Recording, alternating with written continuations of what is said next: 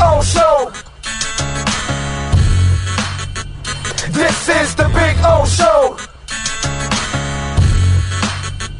This is the Big O Show.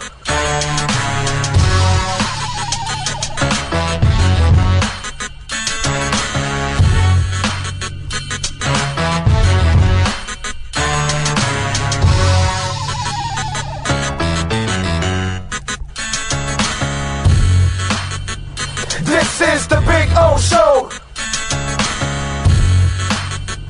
This is the Big O Show.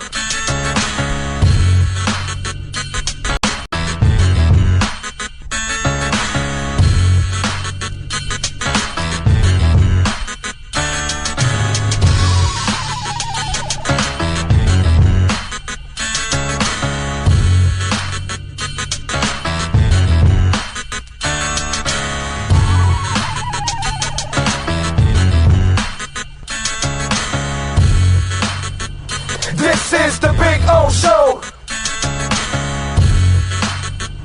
This is the Big O Show. This is the Big O Show. There's just one place where you can drive the new 2025 Acura RDX for only $399 a month. The Customer Appreciation Sale at Acura of Pembroke Pines. Thank you for making us #1. When presenting an award to an employee, athlete, executive, or fantasy GM, make sure you call Orvieto's Awards and More. For 35 years, these custom award specialists have been providing plaques, trophies, custom framing, while providing state-of-the-art laser and computerized engraving, UV printing, and glass crystal etching. They do all their engraving and printing in-house for quality control. Call Charles at 305-949-8098 or visit them at orvietosawards.com. Orvieto's Awards and More, where recognition is rewarding.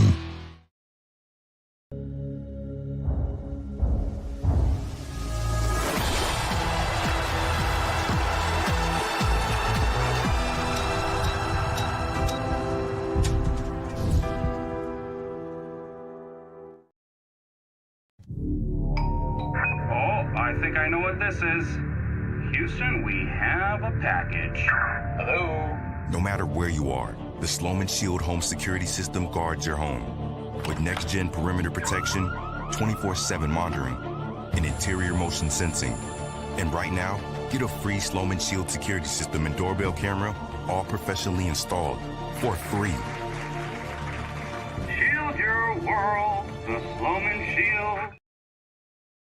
There's just one place where you can drive the new 2025 Acura Integra for only $289 a month. The Customer Appreciation Sale at Acura of Pembroke Pines. Thank you for making us #1.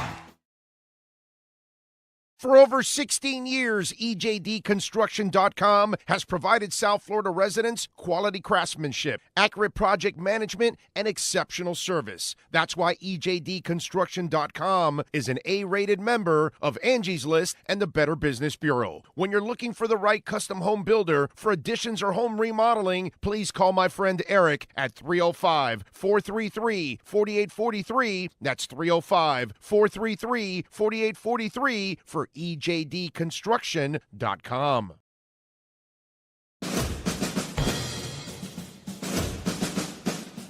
It starts every morning before the sun comes up.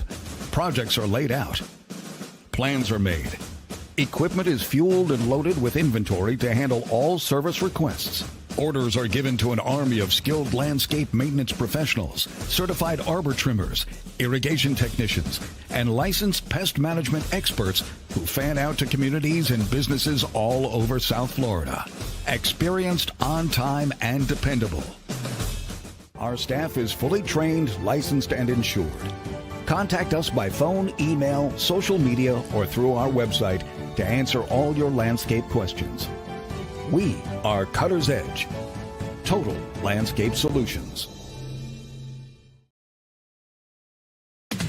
We're celebrating a new year with new savings at Toyota of Hollywood, the official #1 volume Toyota dealer. Save big on a 24 Corolla, not $24,000, $17,988. Buy with 0% financing, 0 down. We're bringing you deals that strike fast and hard at the #1 volume Toyota dealer, Toyota of Hollywood, on 441 between Hollywood Boulevard and Sheridan Street. Open till midnight. Hi, this is Jeff Welt from Welt and Rheaume. Dan and I have been in business together for over 22 years. We're not your typical lawyers. When Dan's not working in the office, he's flying his stunt plane. When I'm not in the office, I'm either getting tattooed, bowling, riding a motorcycle, or going to concerts. We might not be your typical attorneys, but we are aggressive attorneys, and we'll do whatever it takes to get you what you deserve. Consultations are always free. Call us anytime, 24/7. Welt and Rheaume can help. After 40 years, the Big Cheese Miami is still producing great Italian food. They started in 1984. Since then, they've been winning awards while being voted the best inexpensive Italian restaurant in Miami. Visit them for great food, amazing service. Witness the decades of Cane's memories. The walls are like a Miami Hurricanes Hall of Fame. The Big Cheese delivers anything on its menu or party platter menu to your home, office, or even a park for a picnic. Located at 8080 Southwest 67th Avenue, Miami. Call 305-662-6855. TheBigCheeseMiami.com, where they serve large portions at family prices.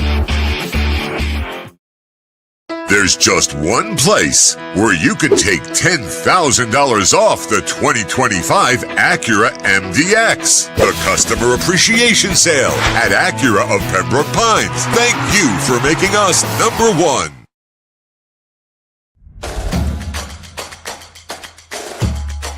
Welcome to Caneswear. New store, new items, same great experience. Family owned and operated since 2010, Caneswear has the latest merchandise from the Miami Hurricanes, Miami Dolphins, Florida Panthers, InterMiami CF, and more. Come visit us at our store in Davie on University Drive, just south of 595, or online at caneswear.com. Caneswear, the spot Miami fans shop. When it comes to your smile, confidence is so important. At Murias Dental, they provide the services to get your smile back. This family-run practice prides itself by offering the latest technology to give your family the best experience possible. Murias Dental has been in business for over 30 years with offices in Hialeah and Plantation. They accept most major dental insurances. They provide free new patient exams, 20% off select treatments. To qualify, please follow us on Instagram at murias.dental. Murias Dental has been in business for over 30 years. To schedule an appointment in Hialeah, call 305-821-0231 and Plantation 954-692-6825. From Invisaligns, dental implants, same-day crowns, and the preventative care and preservation to get your smile back. Go to muriasdental.com to find out more and tell them Big O sent you.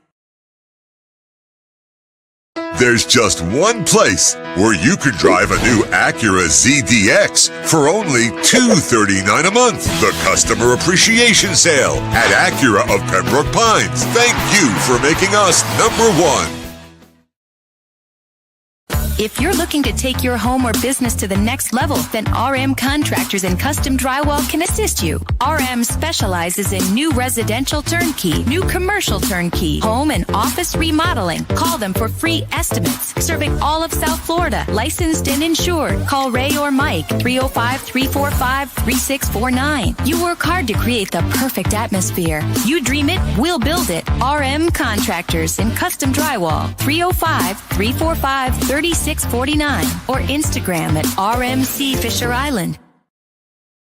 The viewpoint statements or beliefs expressed on the following program by the host, guests, or callers are not necessarily the opinions of FantasyXS.com, Media Group Inc. ownership, management, sponsors, or website.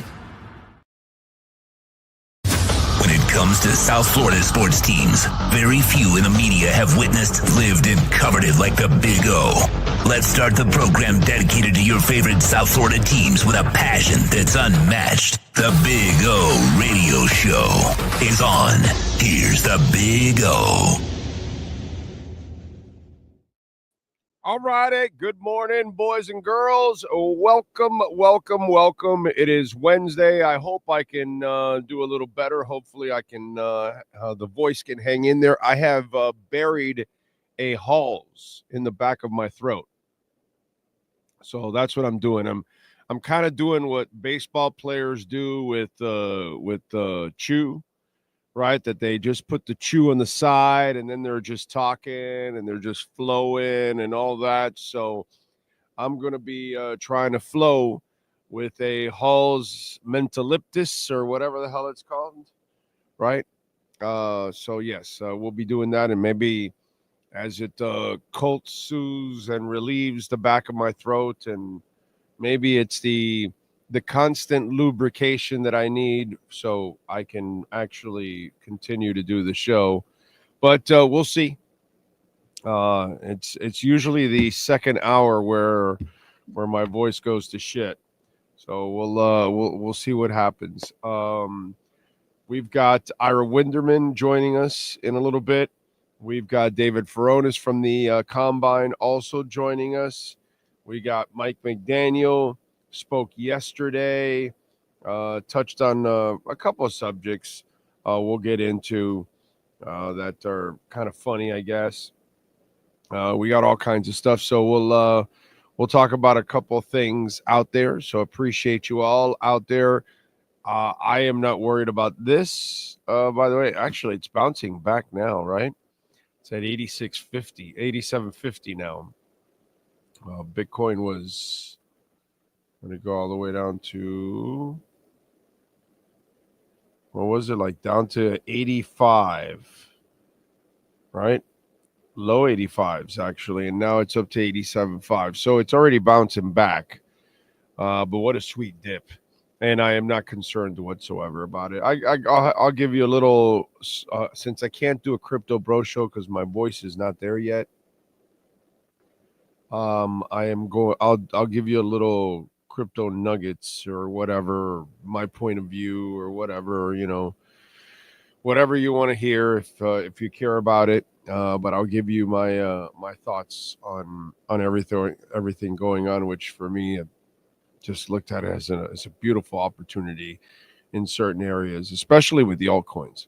But anyway, so we got some sports stuff to talk about on the show. InterMiami. Dominating win yesterday, which was really cool. The passing was just absolutely ridiculous, dude.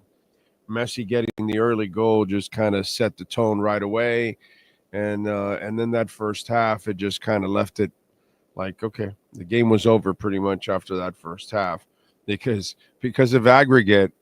It's just it became almost impossible for Sporting KC to get back in there. It had to have been so depressing for them in the locker room to go out for the second half, because it was insurmountable what they would have to do in order to advance. Anyway, Jamie Zorria, I see out in San Jose, sir. Thank you. One-Eyed Jack, the dip gets better and better. Amen to that, my brother. Amen, amen, amen. Jeff in Long Island is in the house. Dolphin Dave, NorCal, roll, roll, roll your joint gently down the stream. Merrily, merrily, merrily, merrily.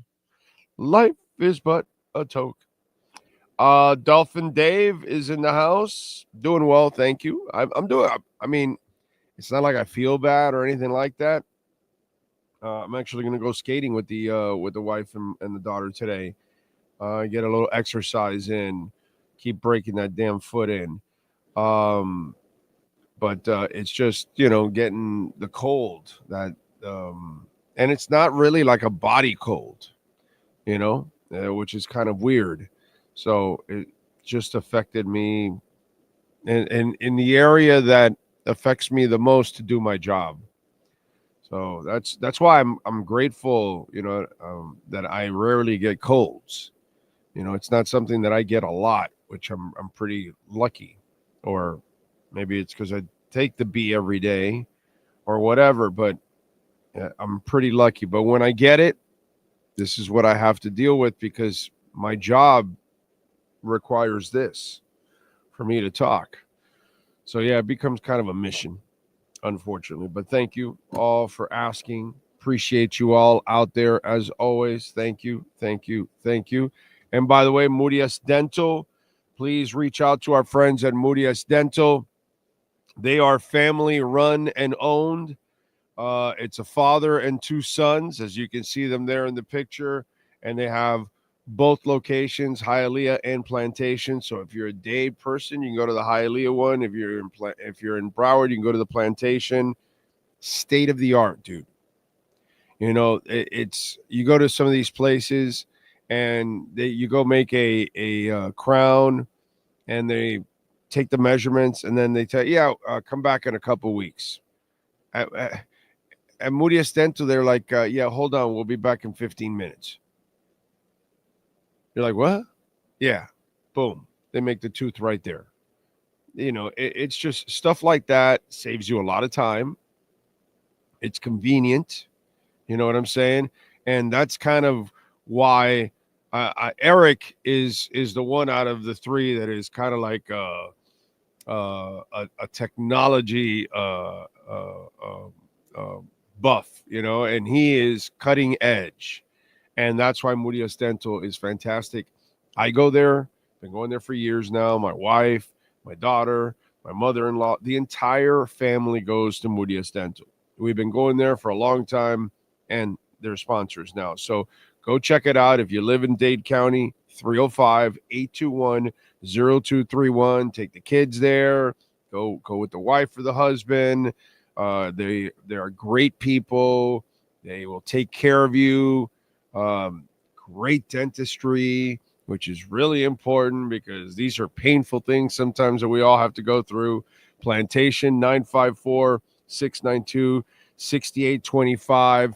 And I'm telling you, you want to get that smile back. Invisaligns, dental implants, preventive care, cosmetic surgery. They do it all. MuriasDental.com. Check it out. Instagram, Murias.dental. Check it out and tell them that Big O sent you. Very important. Whenever you visit Caneswear or Toyota of Hollywood or Acura Pembroke Pines, tell them.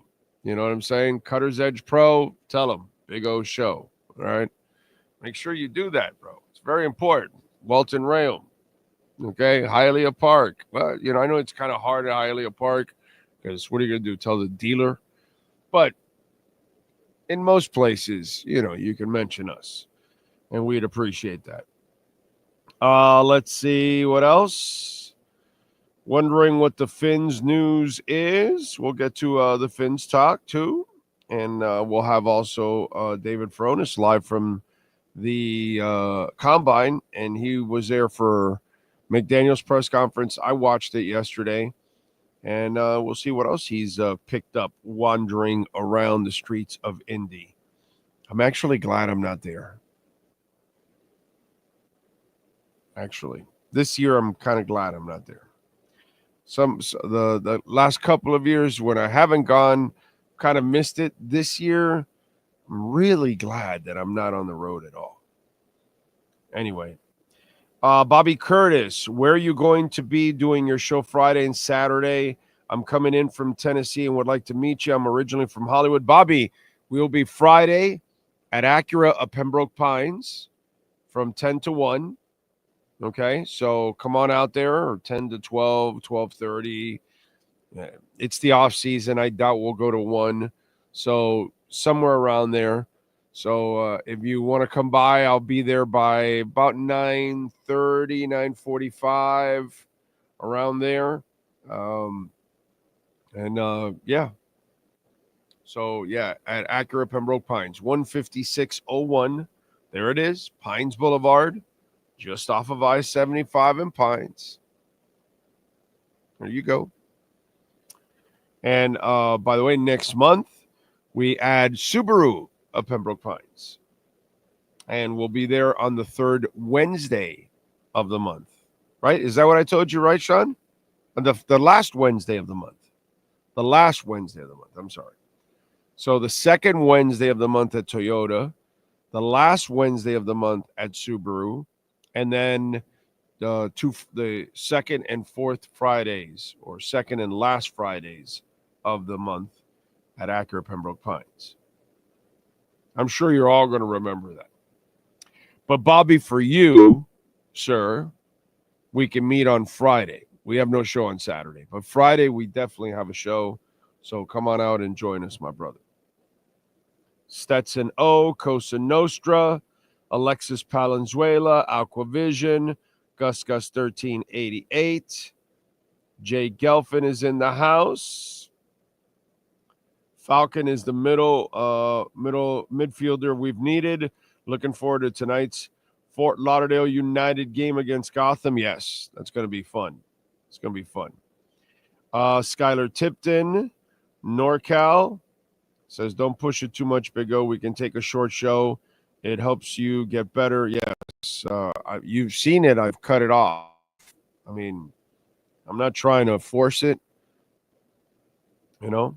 So, Big O, I was listening to Def Leppard's Pyromania all day yesterday. I forgot how great that album is. Yes, it is, Mike.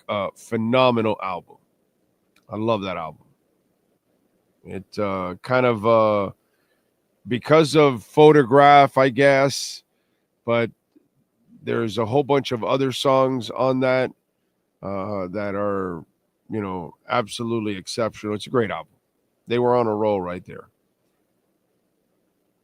We need Manny Navarro. Yes, Manny. Oh, by the way, you know what?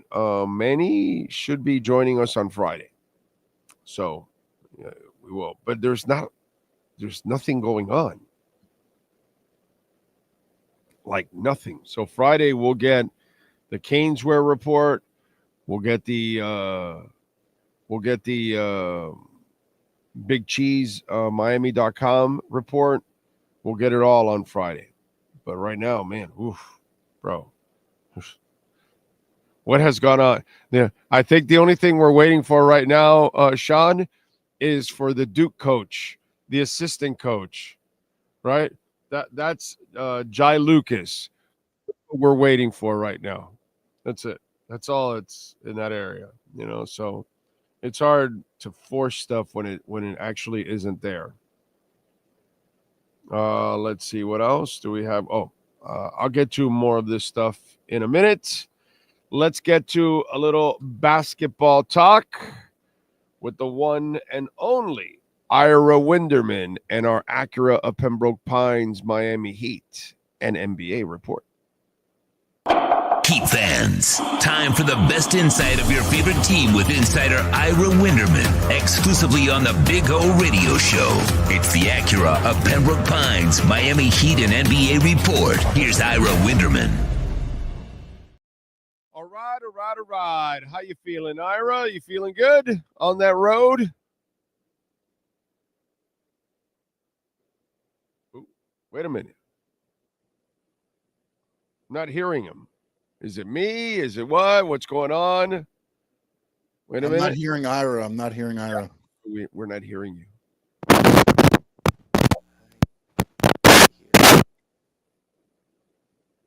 Okay.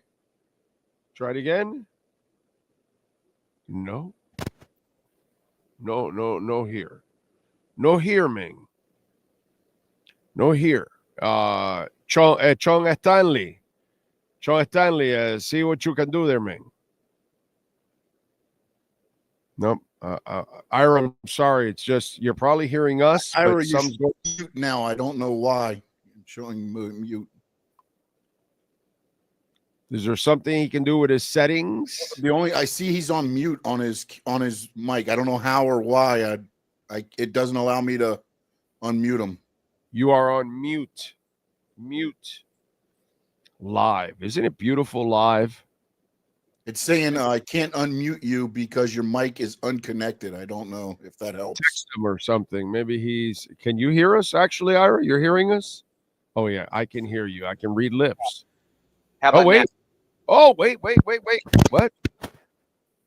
Oh, I heard some Ira and then it kind of like broke up. We heard a part of Ira. There was a piece of his voice, a slice, Oh, there. You fiddled with something, and then you're making like ugly noise, but you hear something. Right now, we're not hearing anything. How about now? There we go. Now you good? Yes. Now we're all good. I'll do it without the mic. All right, start the tape right now when it comes to doing the podcast. Oh no, we allow all of that in there. Nope. I want to be reintroduced, or I'm not talking. Go ahead. Reintroduced. Good morning, Ira. It's great to join you guys on this Wednesday morning. Finally home, 9 of 10 at home. Not a single technical problem with my computer. Great to be on, guys. Yeah, no, I think the road might have been better for you, actually, but we'll get to that. Listen, this is what at least I wanted to turn to, is the development, and here are the pains of the development, is to find out what you have in this team. You know what I'm saying? And who's who. And the Jovic injury obviously doesn't help. Yeah. And it hurts him too, because he's the one that really needs all that playing time and experience. And he needs to get all those mistakes out of his system, and figure all these things out. So I feel bad, for Spo, but this is where we kind of, undress everybody and find out who's who. Yes and no. And on one hand, I understand what you're saying, but on the other hand, I still think there's such a desperation for the playoffs that you sort of seeing older options. In other words, he's playing Kyle Anderson now with Jovic out instead of Jaime Jaquez Jr., who just played 7 minutes in the game Monday. You're seeing guys like Josh Christopher, Isaiah Stevens, Kashad Johnson remaining in Sioux Falls. So they're sort of halfway, because that's the Heat way. They can't get themselves to give up, even though, honestly, Big O, no matter how good they do, they're still in the play-in. No matter how bad they do, they're still in the play-in. It's just to what degree. 5 games behind Detroit right now. If Detroit even goes 13-13 the rest of the way, the Heat would have to do something like 18-8 just to catch Detroit. That's going to be hard to do. The teams at the bottom, Chicago, Brooklyn, are so bad, you're not going to fall below them. The Heat's in a really bad place because a certain number 22 crapped on their season. And you know what, Big O? You could point out to how you think Bam's still a super role player. You could point out to how certain players haven't stepped up enough. But it's really hard when a player craps on your season to still be your best self. And the perfect example is Dave Hyde just posted a column this morning on how the Dolphins should trade Tyreek Hill. When your star player goes half-assed, when your star player doesn't give all, it pollutes the situation. Yeah. What Jimmy did is really hard to get over with, because even though Jimmy is gone, the stench remains. Yeah. What an awkward and odd season this turned out to be. Yeah, we get the stench, but actually over there, Golden State, they got the mistake, because he actually really stained himself over there, not here. So, it's there's stench all over the place when it comes to except when Jimmy gets the money, he becomes the player where he loves everyone and everyone loves Jimmy, and that's what it was about. You know what's interesting, Big O? I was talking to someone with the Heat about this. And if ever their case about the unpaid suspensions comes to the arbitration, what perfect example do they have then to show the after tape with Golden State? Okay, this is what the guy looks like when he's trying hard. And the before tape with Miami, this is what we said he wasn't playing hard. How can Jimmy go into that court, into that arbitration with his lawyer and saying, no, I was trying just as hard with Miami? We're seeing what he looks like now in Golden State. We're seeing what he looks like when he didn't try hard. Same thing with Tyreek. When he felt they were out of it, when he felt he wasn't getting the ball enough, he's running his routes half-assed.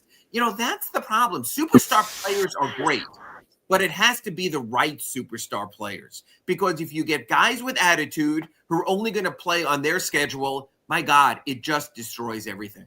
Yeah, but going back to the point to defend Spo and the Heat right now, how they're doing things, I think they're going about this way is because they're still in the play-in. They're still within distance of trying to climb. So you give the established players, the Andersons of the world, a respect and the opportunity at the moment.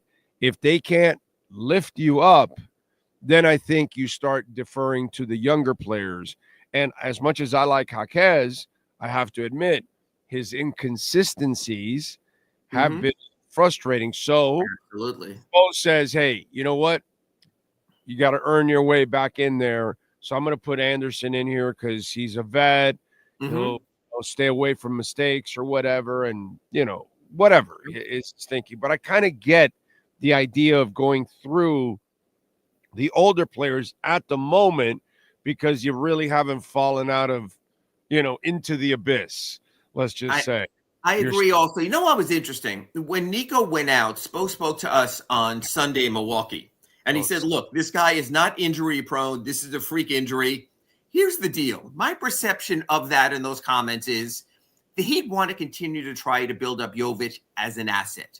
They want to continue to try to build up Jaime Jaquez as an asset because when the time comes for, air quotes here, the move, they need the package. They need the prospects and they need the picks. They want to still be able to, if possible, have the package of Jovic, of Jaquez, maybe, I know you don't like to hear this, of Ware, and a couple of picks if that one player becomes available. Now, I'm not going to sit here and do the whole whale hunting thing. I'm not even sure Kevin Durant is that player anymore because at Big O, at what age? At 37 or 38 do you say, hey, you've got to move on? I mean, the Suns stink. And what they did last night against the Grizzlies, they are falling out of the play-in in the West, let alone the playoffs. They're going to have to make a move. And I do think Kevin Durant either will be up for auction this offseason or will put himself up for auction in a Butler-like fashion. I hope the Heat don't overpay. If it's one prospect and one pick, maybe. But I would not do, quote unquote, the package for Kevin Durant anymore at 37 or 38. At some point, you have to show restraint. That's what they're going to want since they've given away all their picks and they have farm. Yeah. They cannot trade Durant for just one pick. They have to trade him for a lot more. And Miami actually doesn't have a lot more, and it's really not worth to give everything you have. That's right. I agree with that. It's just like you gave up more for Jimmy than you got back in the end, but you decided you had to cut bait. If the Suns do that kind of trade to get off the salary, okay, I'll listen. I'll come to the table this time. We'll see what's possible because he's still a really good player and a really good scorer, but I'm only investing in 2 years of Kevin Durant. I'm not going that much farther out.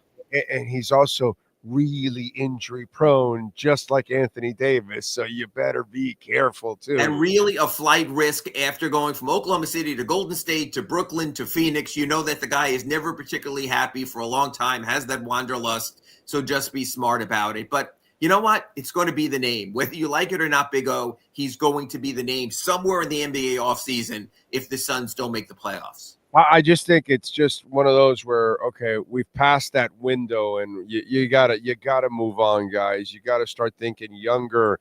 Let's help Eric, man. Get him some younger stuff and see if you can get and wait for the younger star. Keep accumulating picks is what you got to try to do so you can put yourself in position for that. I just if the price becomes a Jaquez and the Warriors first round pick this year and not much more, I think you at least have to give it consideration, Big O. Okay. Yeah. No, I get it. If it's a cheap price, yes. But I just feel where the Suns are at, they're going to want to sucker something. Want all they want, just like the Heat wanted all they want for Jimmy, and then cold, hard reality hits home at some point.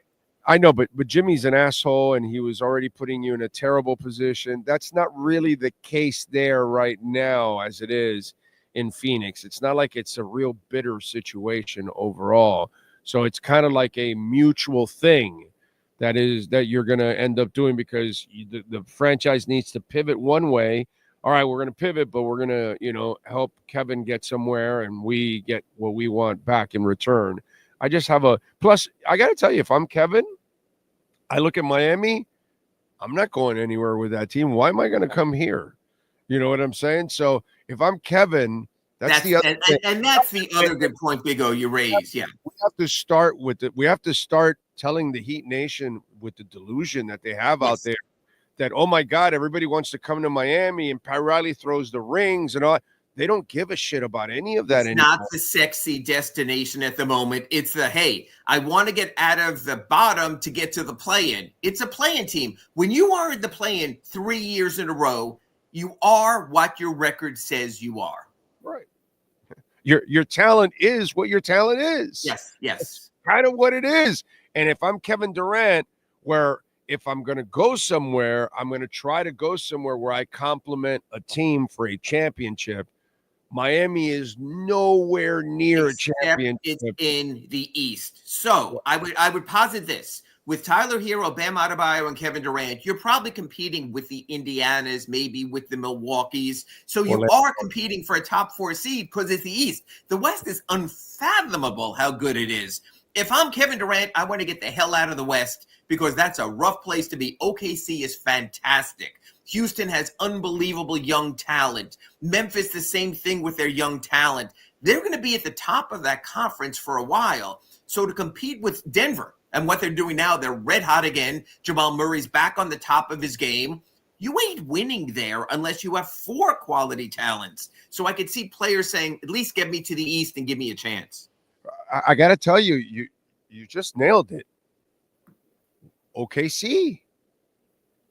They have a shit ton of picks. I wouldn't touch that chemistry. They are right now. Or Houston, but add a veteran to those young teams. Yes. I think that's actually what would work for Durant. That's exactly what I'm talking about.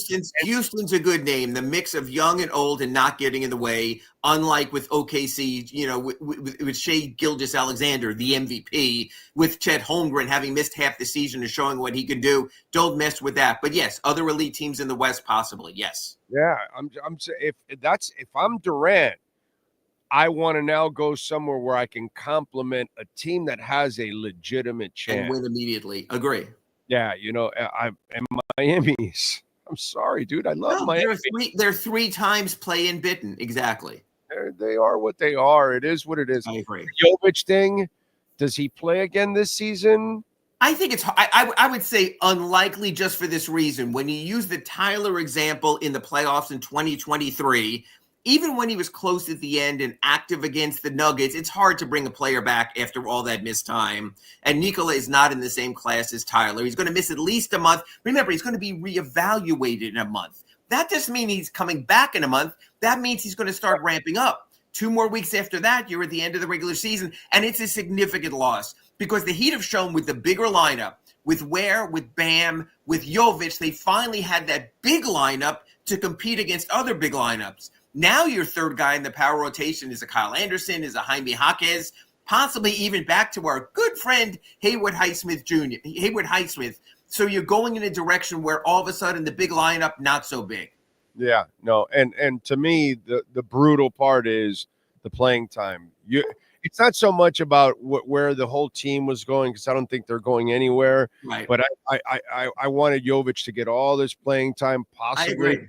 If you sneak into the playoffs, get a little experience there, all of that. That way you could go into a healthy offseason and build your body and your mind and all that kind of shit. But now he has a setback, and now you're rehabbing part of your offseason, which freaking sucks. Dude. It does, because the kid had made significant strides. Let's face it, 2 guys we were looking at this season, Jaime Jaquez and Nikola Jovic, and we both wanted them to make strides. Jovic did. Jaquez hasn't. No, Jaquez hasn't. But I like what I see from Ware. So, all of a sudden. And now, whenever you do turn the page, as Bob Seger would say, then we could start to see the Pele Larsons of the world and start seeing those kids and see if we can get something out of those guys down the line, and maybe something develops. You got to, at one point, and I don't know when it is, but I know Spo never lets go of that rope. But at one point or another, you're going to have to turn that page and find out about some of the young guys. Yes, and there might even be a time where they get so landlocked in the play-in, but they really want to get. I just posted a story at sunsentinel.com to that 7-8. You don't want to have to win twice to make the playoffs. You want to be able to play at Orlando, win or lose. You get one more shot. They've used that the last 2 years, their second chance opportunity, or else you're in the lottery. And I just think there'll be a real negative feeling for the 4 months, 5 months of the offseason. Okay, walk everybody through the whole in, out of the playoffs, what spot, what is it? The Warriors, right? Or the Suns? Which one is it? The pick, the other pick. The other pick's in the Warriors. The other pick is the Jimmy Butler pick. So here's the deal. If the Heat don't make the playoffs, they keep their own first-round pick. They're going to get a Warriors pick. The Warriors pick is top 10 protected. They're playing very well right now. That'll probably be in the mid-teens, probably later teens. And the Heat will wind up with one pick, and their pick goes to Oklahoma City if the Heat make the playoffs. Big O, remember, we're talking playoffs. If you go to the play-in and you don't advance, you go into the lottery. So right now, I don't see any way out of the play-in for the Heat. So if they don't win at least one play-in game and maybe two, they will be in the lottery. Then their pick goes unprotected next year to Oklahoma City. And man, you don't want to be the team that's giving up a number 1 or 2 pick because you're still paying off the Jimmy Butler trade from 2019. That's where that Thunder pick is from. Perfect world for the Heat. You make the playoffs, you still get a pick probably in the 17-18 range. That's where you got Jaime Jaquez. That's the range where you got Khalil Ware. So you still can get a quality player to add to this youth. And honestly, with so many young players, with Jaquez, with Jovic, with Ware, you probably don't want 2 first-round picks this year. You want to be able to space them out anyway. So I think that's optimal. But again, I don't think the Heat are going to have a direct path to the playoffs. The 2 games that they effed up in Detroit and losing that tiebreaker right now to Detroit, they are screwed. Because you know what? Detroit's good. Detroit got a nice balance of veterans with Tobias Harris and Tim Hardaway and now Dennis Schroeder. And Cade Cunningham has been fantastic, leaps and bounds, arguably the most improved player in the NBA right now.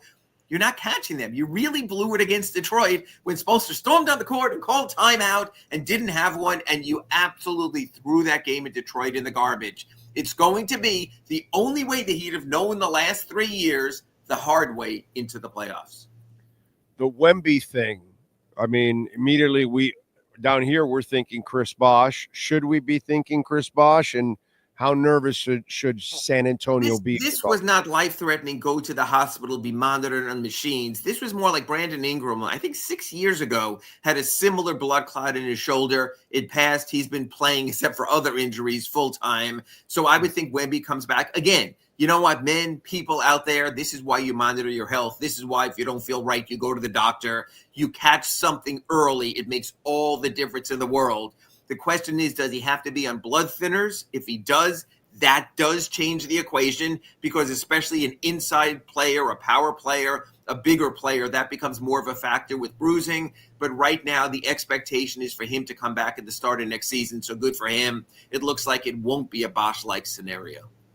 The Luka stuff, I listen, he's always kept himself out of shape. But what I think is because of the injury, the calf injury and all of that, he hasn't been in basketball shape.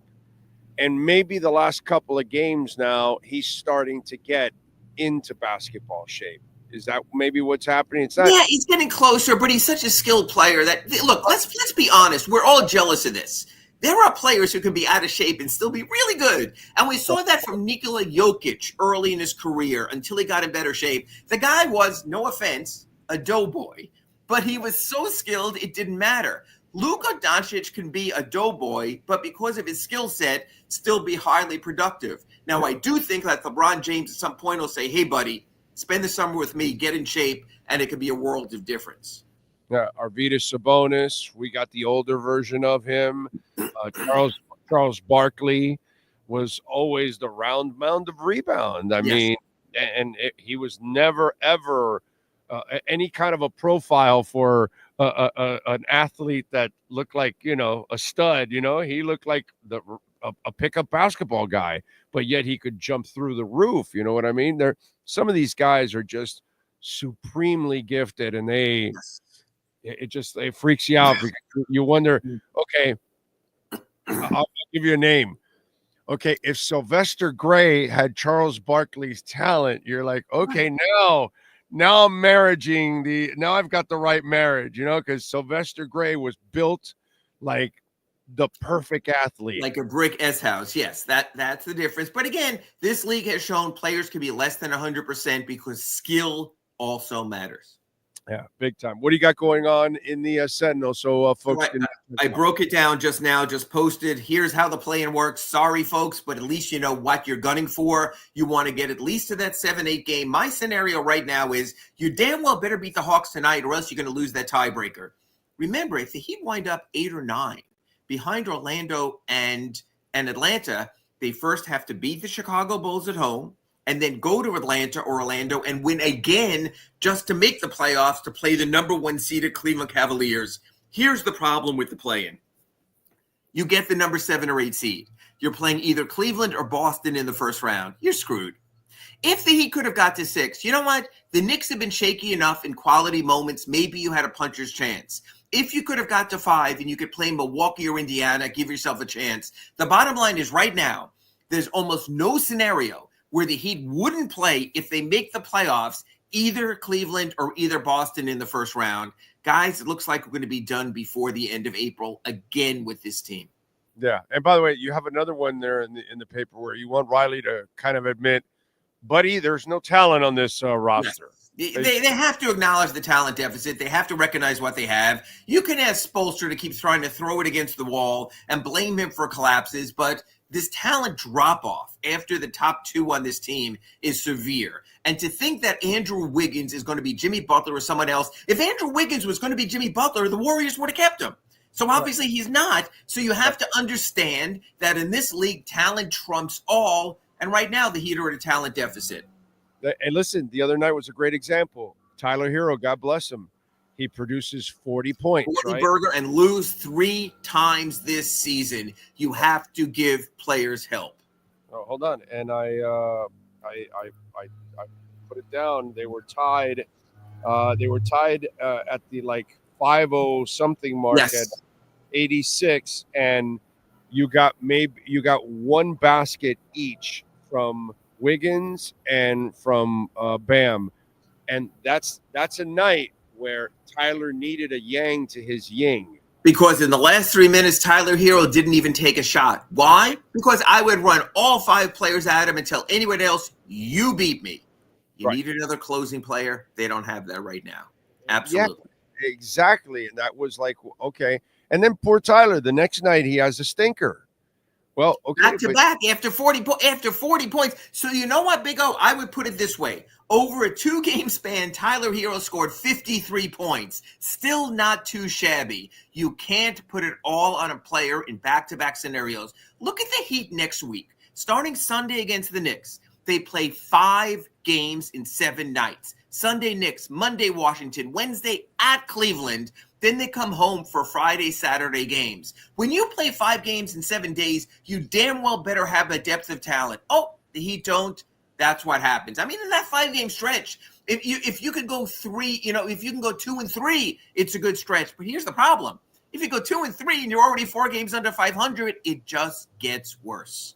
And it magnifies what stars are, because they're beasts that go out every night and produce 25, 30 points. But it also shows you when you fall behind the curve in your record and you're constantly chasing yourself. When Jimmy Butler left a big turd on this team and left, it's just tough to come back from that. Yeah. No, it is. But having that pillar of stability on your team, which is what they don't have now. Right. They don't have a guy that people fear, and because that person is going to impose their will no matter what. I don't care if you're playing.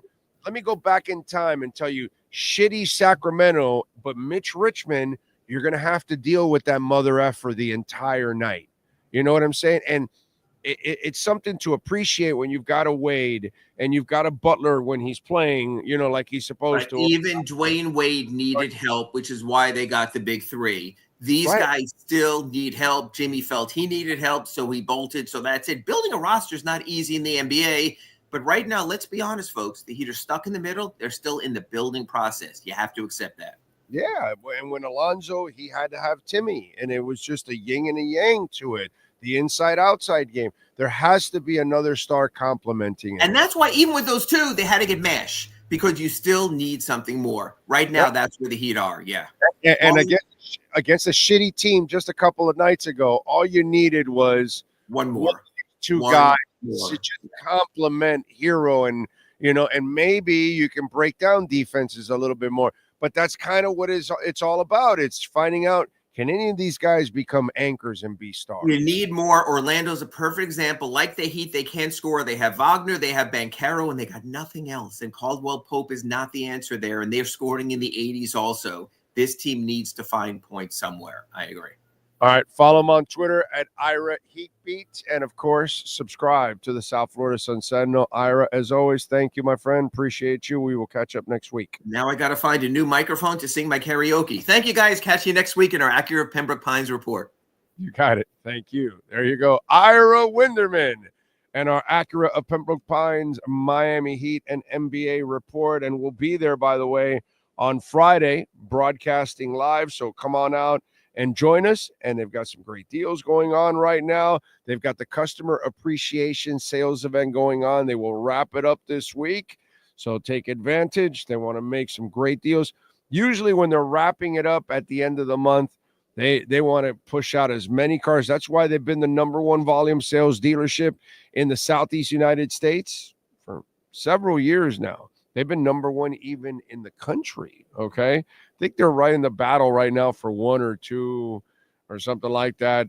They're always right up there, but number one in the Southeast United States. They've got a service center led by Mike Chan and Jordan Ferber that is second to none. Go out there, check it out. They've got hundreds of cars. They've got the lot is overflowing with cars, okay? That's the beauty. And they've got a fleet of certified pre-owned vehicles too. They look like they're brand new. 15601 Pines Boulevard, just off of I-75 in Pines. Tell them that Big O sent you. It is Craig Zinn's Acura of Pembroke Pines. You've been listening to the Acura of Pembroke Pines Miami Heat and NBA report with Ira Winderman. When you're looking for award-winning service and great deals from the number one volume Acura sales dealership in the Southeast United States, you go to Craig Zinn Acura of Pembroke Pines at 15601 Pines Boulevard in Pembroke Pines. All right. You can't free Jaquez. He's got to earn his way out. I like Jaquez a lot, but he's been super inconsistent, dude. You just can't gift people that. You got to kind of earn it. So I get it. I have no problem with that. Zero. You want it, go earn it. Steal it from somebody. What do we got here? Don't forget, folks, you can support the show many ways. One new one that we have, okay, is a trip that we're taking. We want to take to Spain to cover the Dolphins, and we'd broadcast our regular show throughout the week, cover the Dolphin events, do our pre- and post-game show out there. Where, I'm not exactly sure. I'm hoping, I know NorCal told me there's a Dolphin get-together there, so I'm sure we'll find a bar, which would be so freaking cool to do it. Maybe I'll do a little Spanglish, right? So maybe I'll do a little bit of that. But anyway, if you guys want to make a donation to send us to Spain, it's quite a bit of money. There is the QR code. We're going to try to get our sponsors involved too down the line, all of that. But obviously, if you guys can help us, we'd appreciate it immensely. There's the QR code. We have a link on all of our social media pages. So if it's Blue Sky, if it's X, if it's Threads, wherever. The only one I haven't figured out is Instagram. I don't know how to do it on Instagram. If you know how to do that on Instagram, Sean, figure it out. Tell me, because I don't have those skills. Because I know we have our regular one there for our YouTube page, but that's not the same thing. So I don't think you can put a second one. Anyway, you worry about that, bro. You've got the skills. I don't. I got no skills. Furones is popping in. I thought we talked about 11 a.m. Furones. I thought it was 11 a.m. It's 10:45. He wants to go. You want to go early? Is that what you're telling me? He wants to go early? Yeah? For real? You want to go early? That's the beauty of live and digital. We can do whatever we want. And so since we're going to do whatever we want, we're going to go with the Welt and Rheaume Miami Dolphins and NFL report live from the Combine. All rise, football fans, as the Welt and Rheaume Miami Dolphins report with David Furones is in session. Welt and Rheaume has more than 62 years of litigation experience handling insurance disputes. They are committed to resolving even the toughest insurance claims quickly. Call them for a free consultation. 954-966-4646. Here's Miami Dolphins insider David Furones. I just saw your text. That's why. I just saw a notification. Laughed at the text. We're just waiting here. We got no one showing up. I'm waiting on Walter Nolan of Ole Miss, the defensive tackle. Kenneth Grant, defensive tackle. Yeah. So I got some time right now. Okay. Let's get into it. Apparently, Phil Rose stirred it up, saying that Wes Welker got fired because of Tyreek Hill. And apparently you guys asked Mike McDaniel about that, and he shot that down basically. What do you know about it? Because I'll say this: if Joe Rose throws that shit out there, he's not the guy that throws stuff. He jokes around with all of us, and he'll do all kinds of bullshit and all that and have some fun. But in that kind of stuff, he doesn't joke. And so he throws it out there. I got to think there might be some truth. So what's your thoughts on that? Yeah, there's a lot of ways you could go with that. I view it myself as I asked the question myself because I kind of always figured that, and the way he answered, he could understand how it could be perceived that way, and that's how I was looking at. We've talked about it on the show that we probably felt that was a big thing, but I think Wes Welker, he might have just not been developing guys. Just something I've heard to Mike McDaniel standards, the way he takes so much importance into that. And, so sometimes I wonder if there are some small things where maybe he wasn't setting the tone for guys, so, with his own actions, not just with how he had the room in order, but just having his own coaching career under the standards that should be met for an NFL environment, an NFL facility. So doing your job to the best of his ability. So I think it was probably actually coming for him for a while earlier.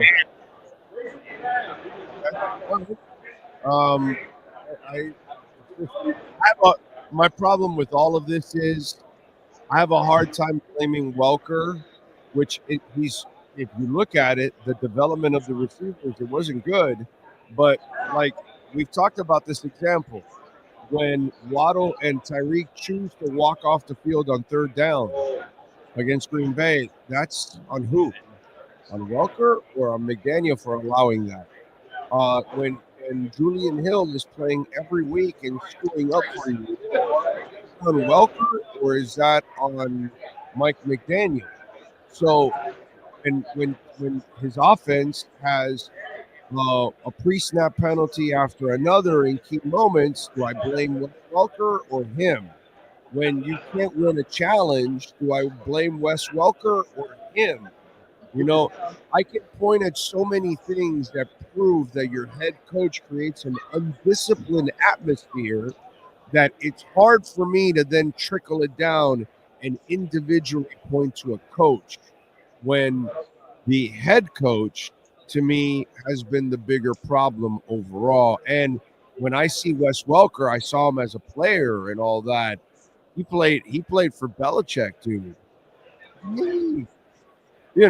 Yeah, and Nick Saban. I kind of have a problem that this guy is not going to be a disciplinarian, not going to try to be a tough teacher or what. I don't know. Yeah. Well, sometimes with former players turning coaches, you do wonder if about just holding on to your name as far as leading the way. So that's always a thing you concern yourself with as far as how they'll approach coaching. But Yeah, I mean, a lot of those things, sure. Are they more on Mike McDaniel? Yeah, I mean, you mentioned a challenge. Obviously, wide receivers coach has no say in that, but also a lot of these things. Hey, these are grown men too. So at the end of the day, then these are professionals. You know, this is now college and high school shit that you're talking about with showing up on time and um, yeah, everything else behind closed doors. Yeah, It's not Wes Welker. I got to take himself out of the game. Right.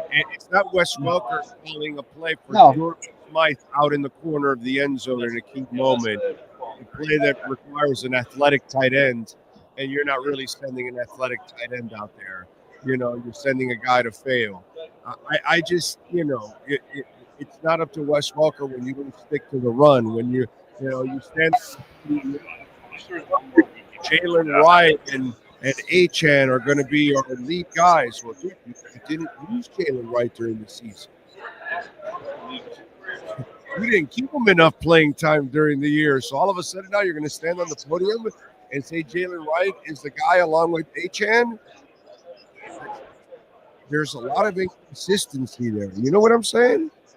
Yeah. Like that Jalen Wright answer, surprised me when you didn't see him for a lot of that season. So, that brings up more questions now. Yeah, are there developmental things you're expecting to get from year one to year two that you did not get out of him in his rookie year that you are anticipating? But surely they'll be adding to that running back room anyway. I think he was also more so just mentioning him as those are the guys right now. It seems like they'll be adding to that running back room anyway, and then there'll be competition for who that is with HN. And hopefully whoever it is does bring a power element. Yeah, there's no doubt they'll add to that running back room. They have to. And don't call me Shirley. Okay. Mm-hmm. Anyway, listen. Let's get. But I was just thinking about this. You and I sit there in training camp, and we're watching Jonnu Smith do everything in sight. Outside of serving Gatorade to the guys, he was doing everything in training camp, and we're like, wow, they're going to feature Jonnu Smith. And the first month, you could put him on a freaking milk carton. You couldn't find Jonnu Smith. That's not on West Walker. So that to me is these are the inconsistencies that I have a real problem with right now. Sure. And there's plenty, that Mike McDaniel should take blame and be discredited for, but there's so many other things that you can't really put on a wide receivers coach either way. So I think a lot of what we look at on the surface is unrelated to maybe some of the stuff probably seen behind closed doors that more so led to that move. Yeah, I just think he can't talk about it publicly, but there has to have been something going on between them, overall. Teron Armstead, I almost get a feel like when they negotiated last offseason for this last year, that this was kind of part of it. And remember, you and I had a conversation a couple of weeks ago, and I told you, hey, all he's doing is saying the right things because he's still under contract and all that kind of stuff, and he's gone, pretty much. So what did you read into all of that where Miami now is saving $10 million in the cap because he cut it all the way down to the minimum? Yeah, and so still hasn't made a decision officially, but it's telling that the team is taking a different approach when same time last year this was happening, and it was basically Chris saying, well, we need to hear that answer from him soon enough, where the team was waiting at the same time, combine time, so waiting on his word, whereas opposed to now, it's operating under the assumption you won't have him. That's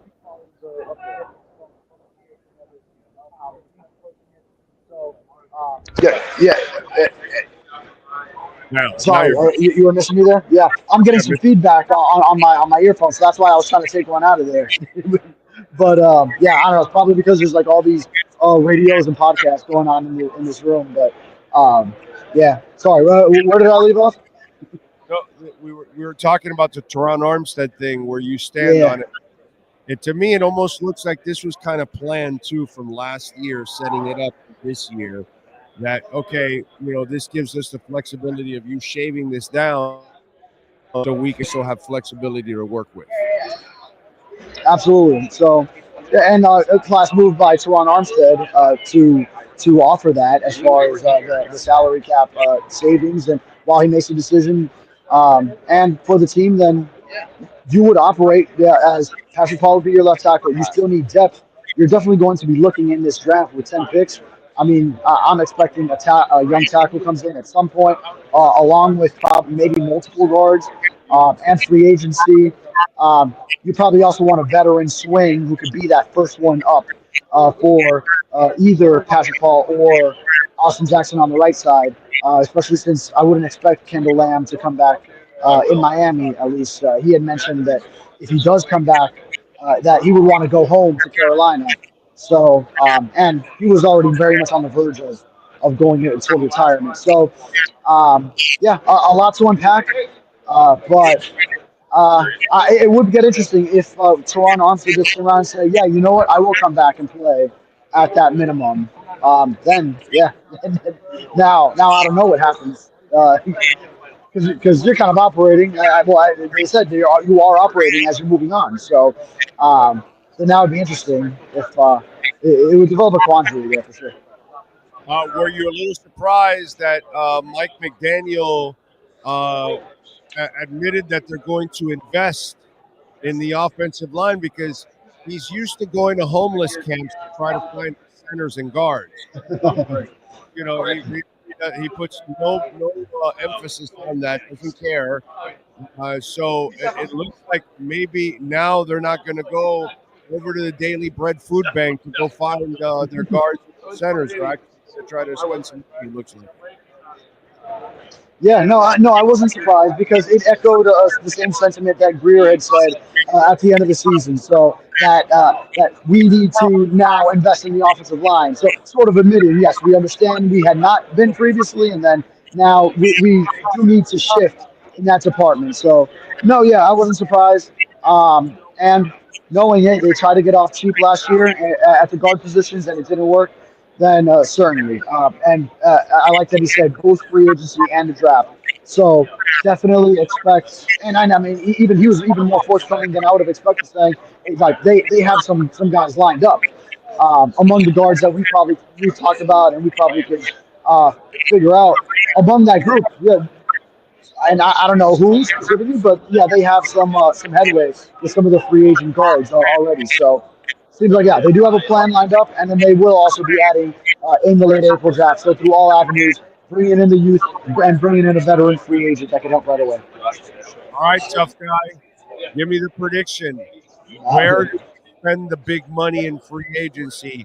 Do they go after a big tackle, a big defensive tackle, a big-time guard, both? Where are you certain? And give me a name.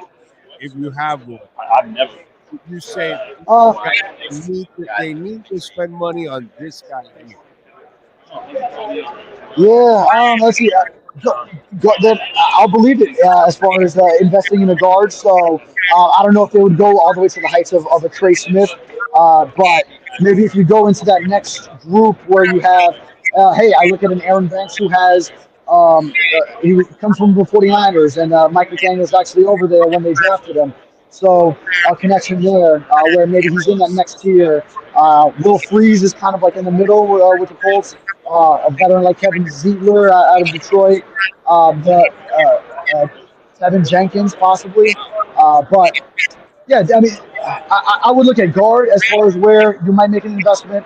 I would like to see a big investment in this draft in the defensive tackle position, because they have it's a loaded draft at that position. So I feel like that would be excellent. And then I wonder about safety. I wonder about it, but they might try to get off cheap there, and possibly in free agency, if you could score something like another. Calais Campbell would be amazing, but maybe they look for a similar value and probably just try to tack on a lot of depth. A lot of players, more so quantity maybe than quality as far as the big spectrum. What's the percentage you put on Teron Armstead playing again for the Miami Dolphins? I got it at 0. I think 0, yeah. I think he's done. To be quite right. a low number. I put it below 20, maybe 10 to 15%. I'll go a little higher than you, but yeah, maybe 10 to 15%. I think it's good, bro. I think unless a championship team comes along and says, hey, we need you, some kind of an injury later on in the offseason or something. But I think he's done.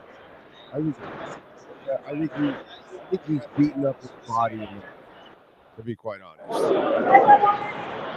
That's will last forever. The pain ever. Sorry, I lost you for a second. He's beating up his body and he's going to have pain forever because he'll have stuff that's just going to stay with him for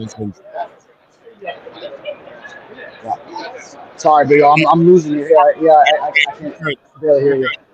Don't worry about it. We will talk on Friday, my brother. Oh, now I actually can hear you. All right, we will talk. Want to give me one more shot?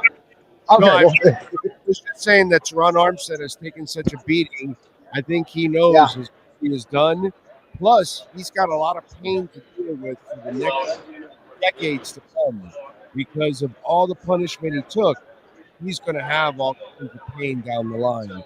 I think he knows he better get the hell out now. Yeah, and I mean, last year was going so well for him at the halfway point, and then it was telling that even at his best at this stage in his career, that it still ended up spiraling downhill at the midway point where he had that constant knee issue. Exactly.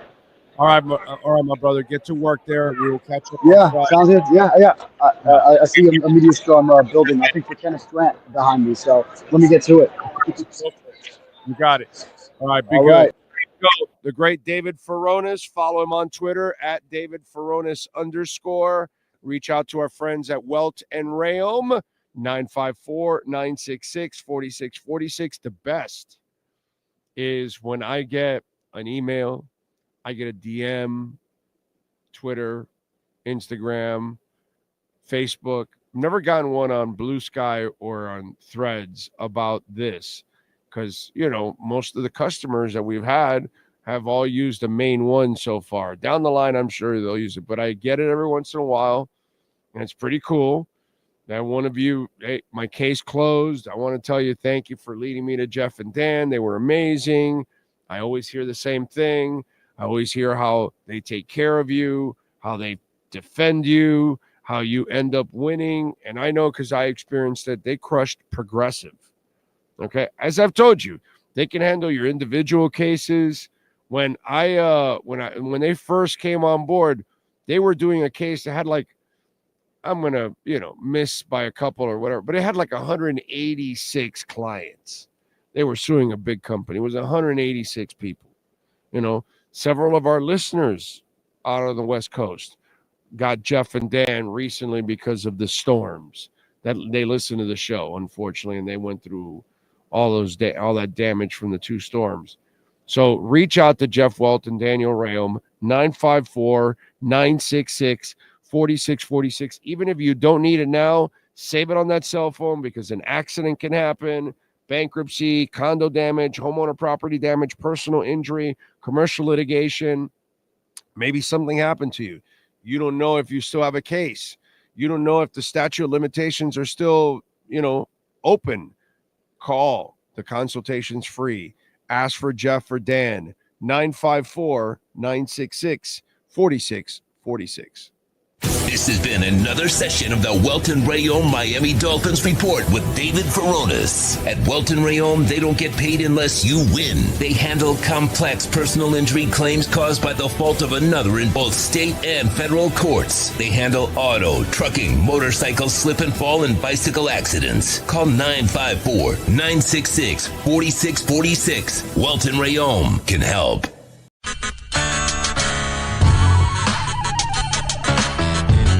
So here's the putting green. See?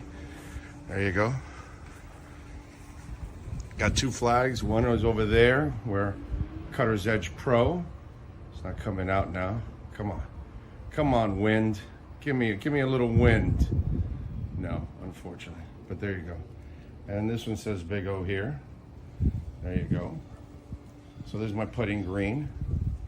It's about, I would say about 25 feet, something like that. I get to practice, have a little fun. See? And then, of course, we got, the bunkers. Got to have the bunkers, man. Got all kinds of bunkers there. You know what I'm saying? So that's a taste of our backyard. There's Maiden right there. Maiden. Bono, how you doing, Bono? Bono. He's a Carolina dog, by the way. These dogs are amazing. Their temperaments are awesome. But there is the Sylvester Palm, which is just beautiful. All right, call my guys, Will and Mike at Cutter's Edge Pro. They will take care of you. Dogs are not included, okay? Can't include the dogs. Those are mine. But the exceptional work, oh, baby. Oh, baby. Yes. Make your home an oasis. CuttersEdgePro.com. Go to their Instagram page, by the way, so you can see a lot of the before and after work that they do. And it is exceptional, baby. This thing's been on here for about 9 months. No grass growing through it or anything like that. Right, Bono? Huh? Bono!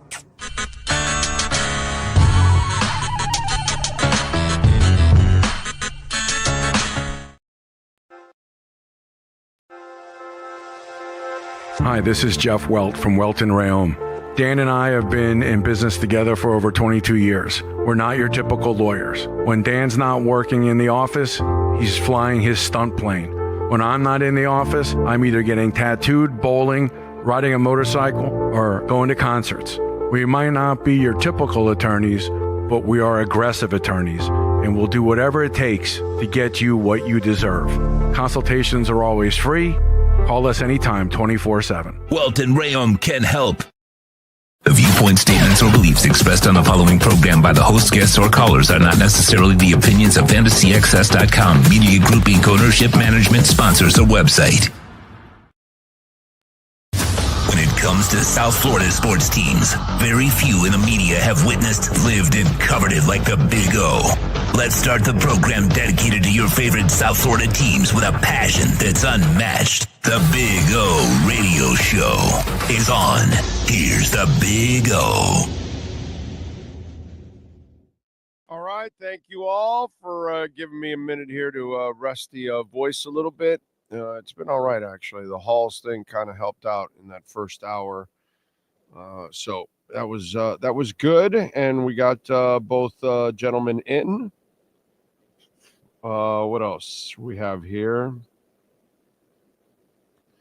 NorCal says, I agree 1,000%. Dave Hyde, Tyreek needs to be moved no matter the cost. It's time Greer shows he's the GM. NorCal, you can't move him, bro. You guys got to stop with that. They're trying to save their jobs. If they trade Tyreek, they lose cap space. They just guaranteed him a whole bunch of money. They had to let him go, and they refused to do that. And now, because they guaranteed the money, they are stuck with him. If they were here long term, if they were here for the next 4 or 5 years, then they could take the cap hit and take less cap space. But in a year where they're trying to save their jobs, basically, they need to make it happen with Tyreek. They have no choice. Next year, after next season, they will have a window. They could get out, and they still take a cap hit, but it won't be as absolutely crippling as it would be now. So you cannot release him. You cannot trade him now at this point. And nobody's giving you anything of value for Tyreek now. Because he's a 30-year-old receiver, because he's coming off a wrist injury, because he's got a whole bunch of problems off the field.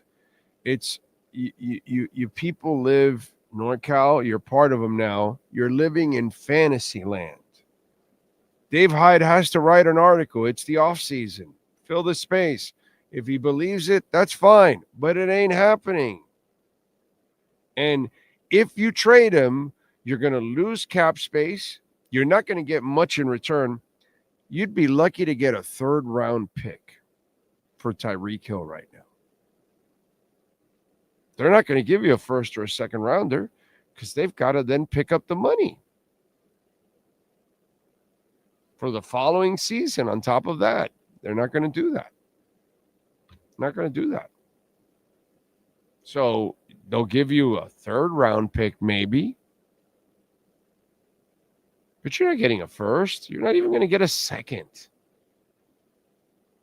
And you're going to lose a whole bunch of cap space, which you desperately need right now so you can create the best team possible and put your team over the top. It's a great little article, just like, oh, you've got to pay Wilkins and go trade for Cook and go trade for Taylor. And, you know, this is all off-season crap. I'm just giving you, you know, Andy Dalton was the latest one that they were writing about.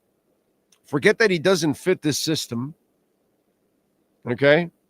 Forget the fact that he's not the guy you want for this system, but, you know, whatever. And when he signs, oh, well, there's an option off the board. No, that's your option. It's not their option. So I get it. It's great filler stuff, but it's not accurate. Okay? It's just not accurate. So they're not going to trade Tyreek because they can't. They fiscally cannot do it. It will set them back way too much for them to do it. It will hurt them in trying to improve the team. And that doesn't make any sense for them right now. So they made their bed, and now they have to lie in it, unfortunately. And that's the part that people don't seem to understand, whether it's Dave Hyde or NorCal. They don't seem to understand that part. It doesn't matter what you feel about Tyreek. I don't like him a lot more than you guys don't. I want him off the team a hell of a lot faster than all of you guys. I didn't want to pay him, right? So, but it's too late now. You've made your bed. That's it. It's like the people, trade Tua. They cannot. The guy's contract starts this year. It's a boatload of money. And you've deferred it because he's not even going to, the salary this year is not even going to be as much as it really could have been.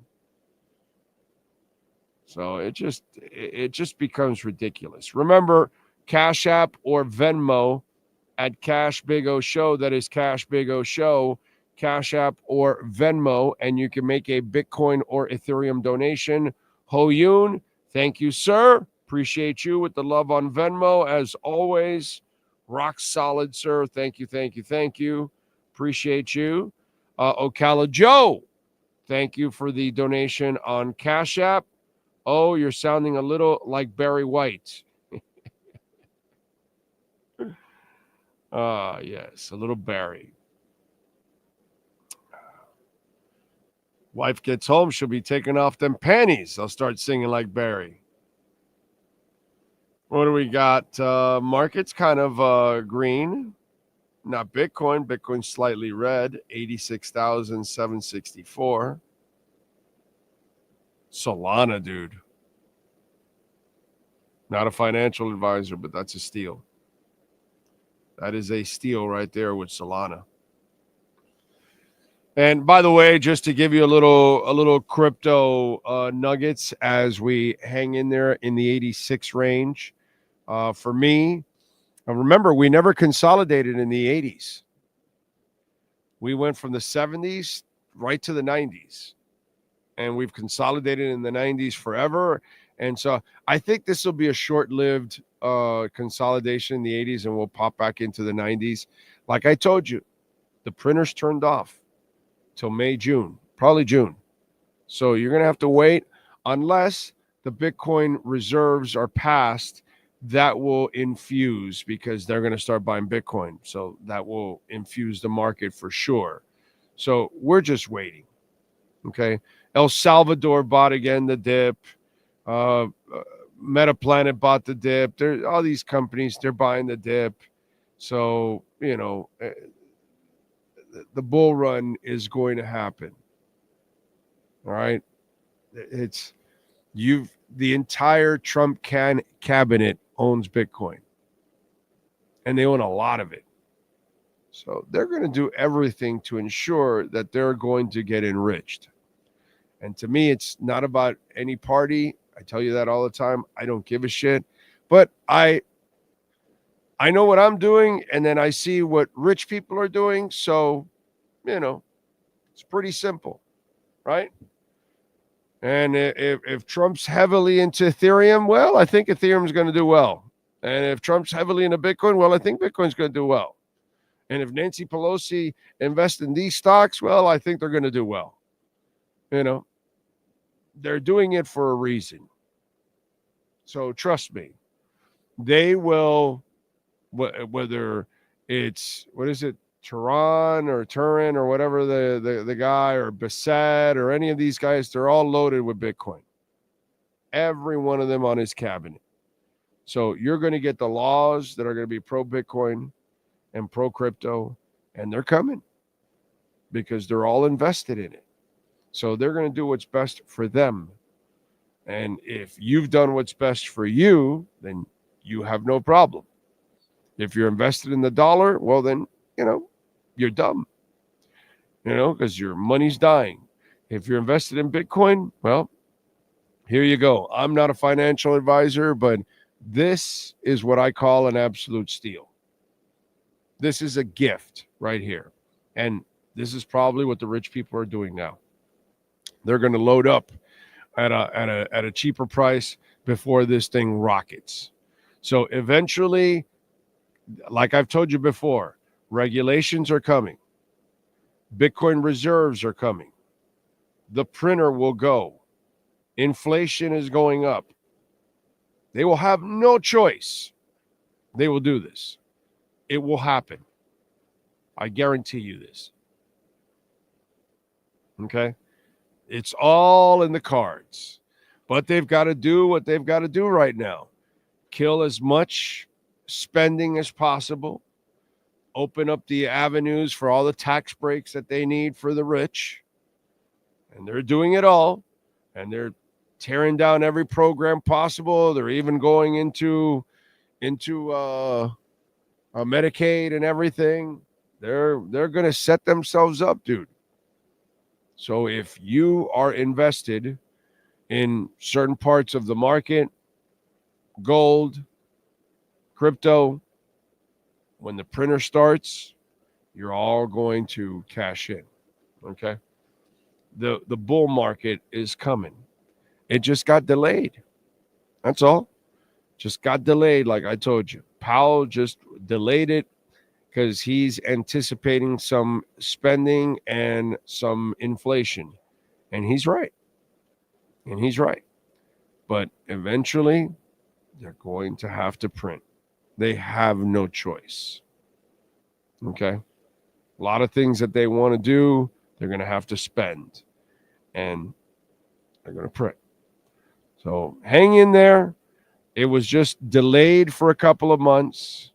But you will see the printers go on and all of this FUD and everything. This is what this is now, is an opportunity. That's the way I've looked at it.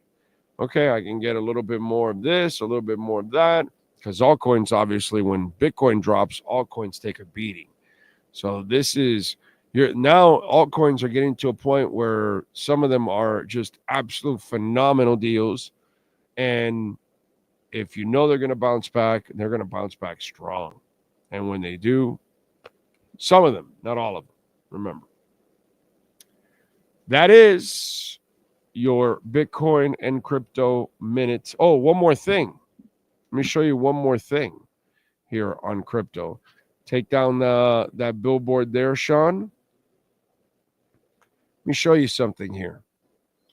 This is Bitcoin ownership in the globe. Less than 4% of the world owns Bitcoin. 10.7%, just under 11% in North America. 6.6% in South America. 1.6% only in Africa. 3.4% in Europe. 3.6% in Asia, and 3.3% in Oceania. Less than 4% of the people in the world own Bitcoin. I always tell you 95% of people don't know what's going on. There you go. That's how early you are. All of you that own Bitcoin, that's how early you are. Can you imagine when 95% won't get in it?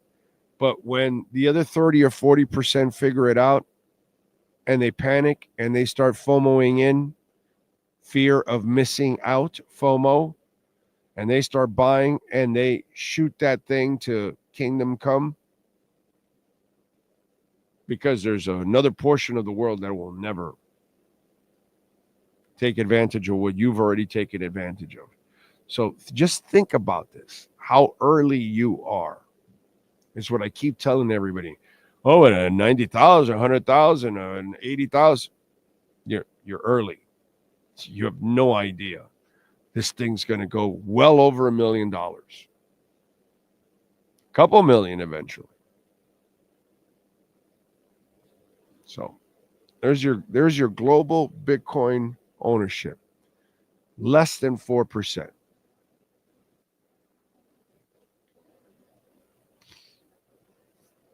Anyway. What else do we have? Lenny Pena, man of 1,005 holds. Luis Benito. Jamie Zorrilla in San Jose. You tried ginger tea with lemon or lime. Personally, I think it's better than honey. You can add honey if you want or what. But those who have extra calories need to be burned off. I got you. Trying all kinds of things, my brother. Quantum Vortex. The Heat bench really, really sucks. Yeah, the team sucks right now, unfortunately. It's young. Just doesn't have enough dogs. Dave, thank you, sir. It is the cold season. And I live with 2 teachers, so kind of happens. Man of 1,005 holds. I am impressed, too, that Hero has lasted this long. Like I said, if he can last the entire year, trade him in the summer, baby. Trade him in the summer for picks. Pat in Nashville says, I'm getting motion sickness. Stop swaying, Furones.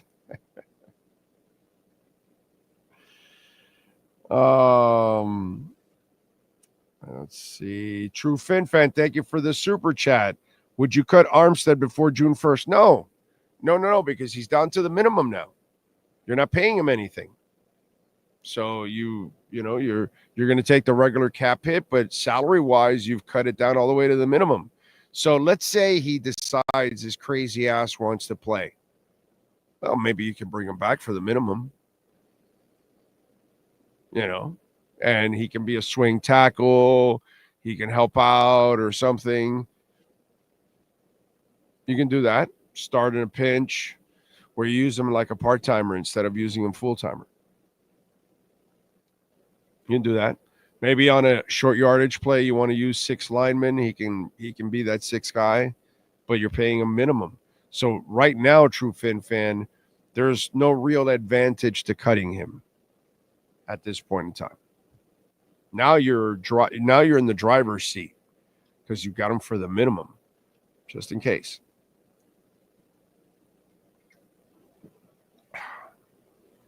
Let's see. If Armstead is returning, then he has to be an emergency backup. Yeah, exactly. Big O, how different would it be if we didn't restructure Tyreek, made Tua play in the 5th and Armstead cut right now? You'd be in a real driver's seat at this point in time. Yeah. Big O, my girlfriend got me some shirts from your shop. I like the Not for Blind Ass Fan one. She said she ordered the 305 one, but maybe they sent her a different one or by accident. No worries. Send me an email which one it is so we can correct that, bro. Okay? Got to fix it. So please send me an email on that, Ian, to make sure, and then tell me which one is the one she wanted so we can correct that. Okay? Big Johnson says, hate to say you're right. Tyreek pretty much screwed us, unfortunately. No. Dolphins screwed themselves. Tyreek is Tyreek. Jimmy Butler is Jimmy Butler. Deion Waiters is Deion Waiters. You know who they are. You know what's going on. You chose to sign Tyreek. You chose to extend Butler. You knew Deion Waiters needed ankle surgery, and yet you still gave him a 4-year contract. These people know exactly what's going on, and they still do it. So I don't blame Tyreek. I don't blame Deion Waiters. I don't blame Hassan Whiteside. I don't blame Jimmy Butler. They show you who they are all the time.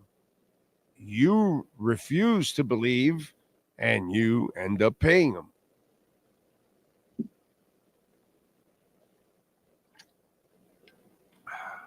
Got to know when to get off that gravy train at times. And some of our teams don't really know how to get off the gravy train, unfortunately. Mike makes no sense whatsoever to trade Hill at this time. Trading Hill is like putting the icing on the cake for Greer. Yeah, no, it right now it just doesn't fiscally. It'll set you back. You can't do it. Can't do it. Steven Gonzalez, Cosa Nostra.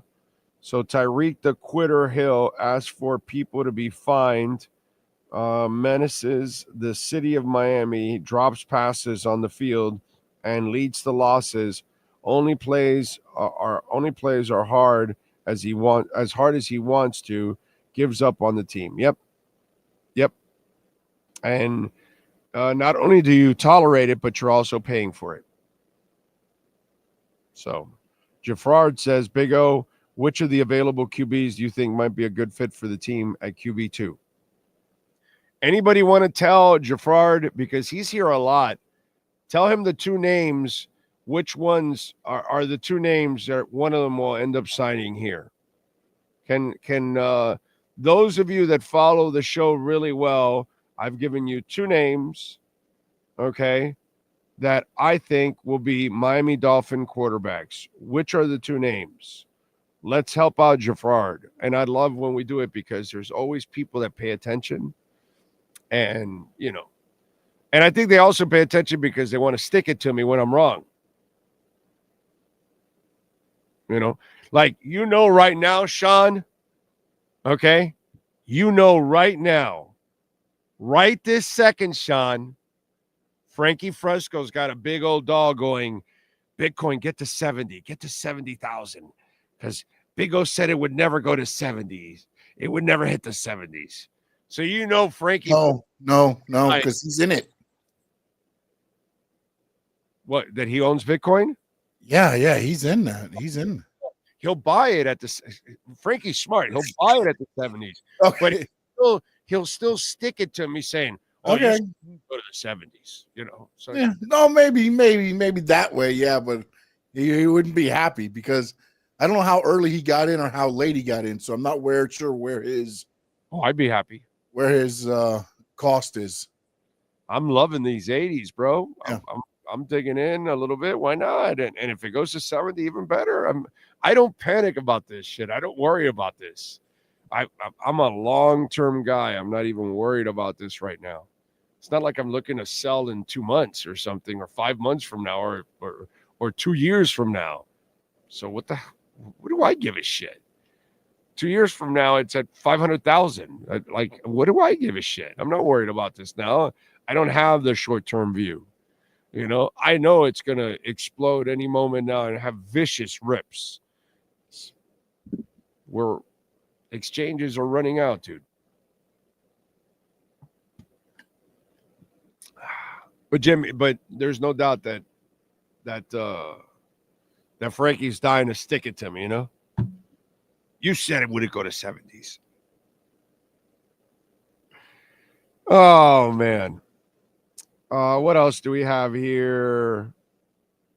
Dobbs and Garoppolo. True Finn fan. You're a stud.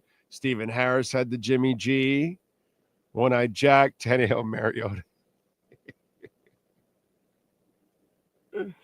One-Eyed Jack got the Jimmy G and Dobbs. Horn Dog, Jimmy G and Dobbs. There you go.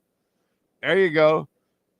Jafrard, there you go. I've done it in a couple of shows.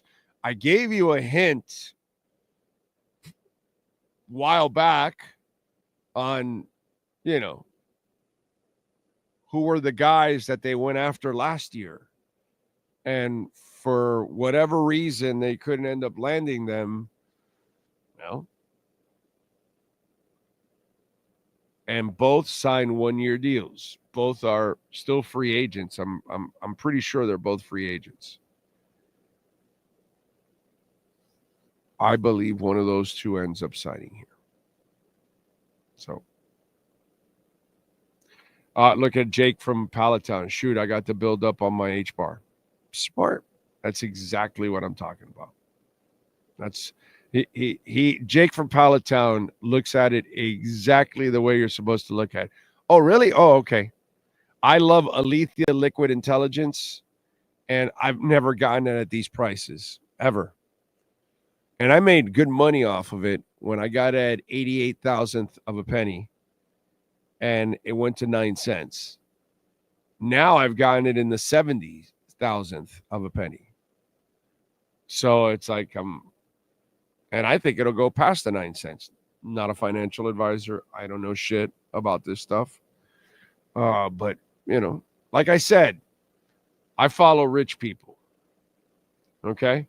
I've been in a Bitcoin and Ethereum for a while. Now the president that took over, he didn't know anything about it, but now he's on Bitcoin and Ethereum. So good. Fantastic. Well, I made a bunch of money with Injective Protocol from like $1.43, $1.34, $1.71. It was $1.71. And it went all the way to like $50, $48 or something. Sold a bunch of it.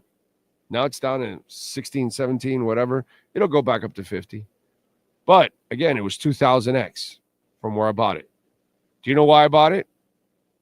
Because Mark Cuban is part owner of Injective Protocol. Do you know why I like Alethea Liquid Intelligence Token, the AI company? Because Mark Cuban is one of the owners. Sometimes it doesn't really take a lot of intelligence to do what intelligent people are doing or rich people are doing.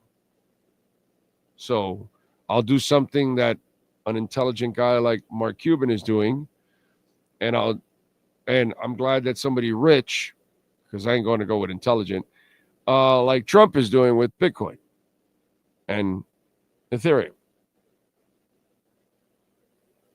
So rich and powerful. It's really not that difficult to follow the rich and powerful. So we are frozen, huh? But they're hearing me. Is that the deal? Yeah, you're good. That's why I didn't jump on, because I still have your audio. I didn't. Okay, so I was waiting for you to finish your thought. Give me a short break here, really quick, 15, 30 second. Let me fix the camera. Go. Welcome to Caneswear.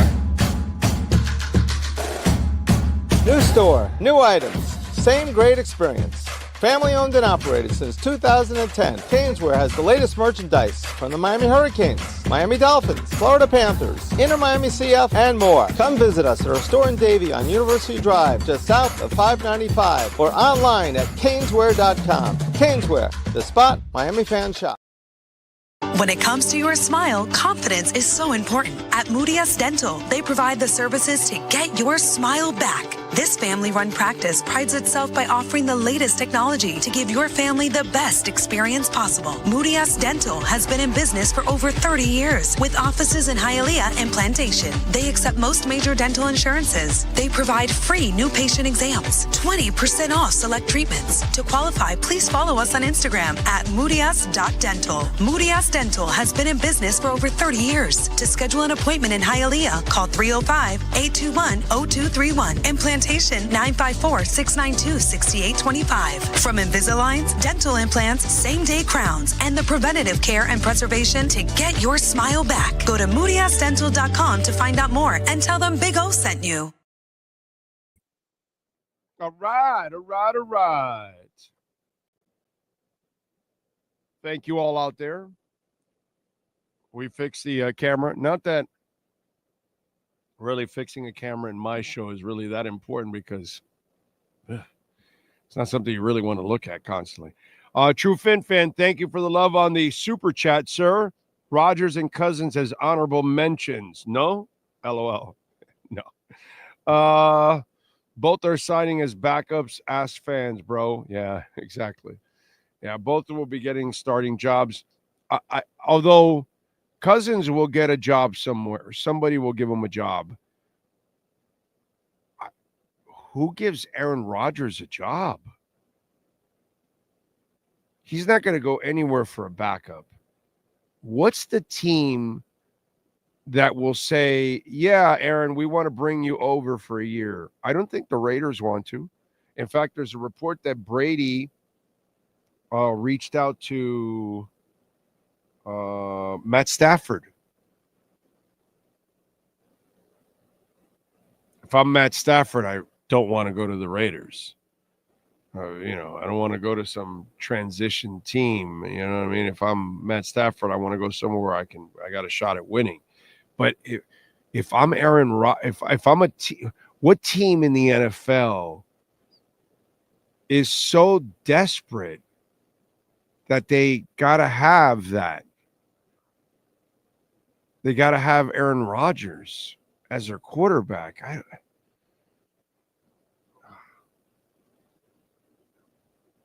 I wouldn't want him in Pittsburgh, personally.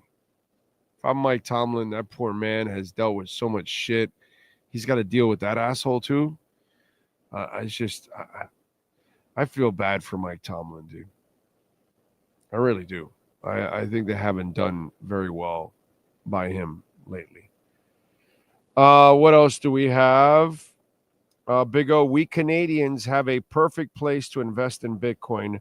The government allows $7,000 per year in TFSA tax-free savings account where we never pay tax on any earnings in the TFSA. Perfect. Okay. That's awesome. What else? Well, now they're Bitcoin friendly? Because, they weren't Bitcoin friendly either. What else? Pittsburgh, yeah. Giants, if they don't get Stafford. If I'm Stafford, why would I go to the Giants? They're not that close. Again, I don't know. If I'm Stafford, where do I want to go that I have a chance at really competing and finishing my career with a team that is on the rise or is a veteran team that is on the brink? I don't think Pittsburgh is on the brink, by the way. I think they're decent, but I don't think they're on the brink.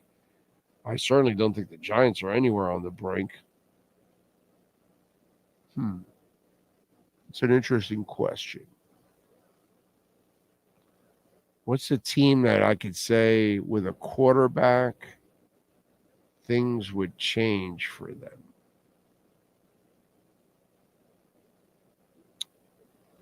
And I would trust Stafford. I wouldn't trust Rodgers. I saw it reported Stafford wants $50 million per year. If that's true, not sure about. Well, because he's getting paid like $30, I believe.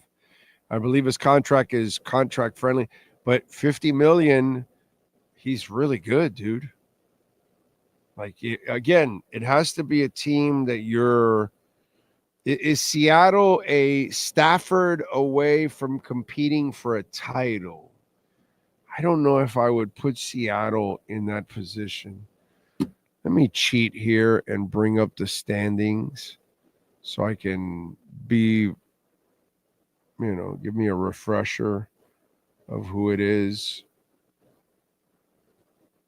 I think you said it the other day when you were talking about your landing spot for him. Is probably the most viable.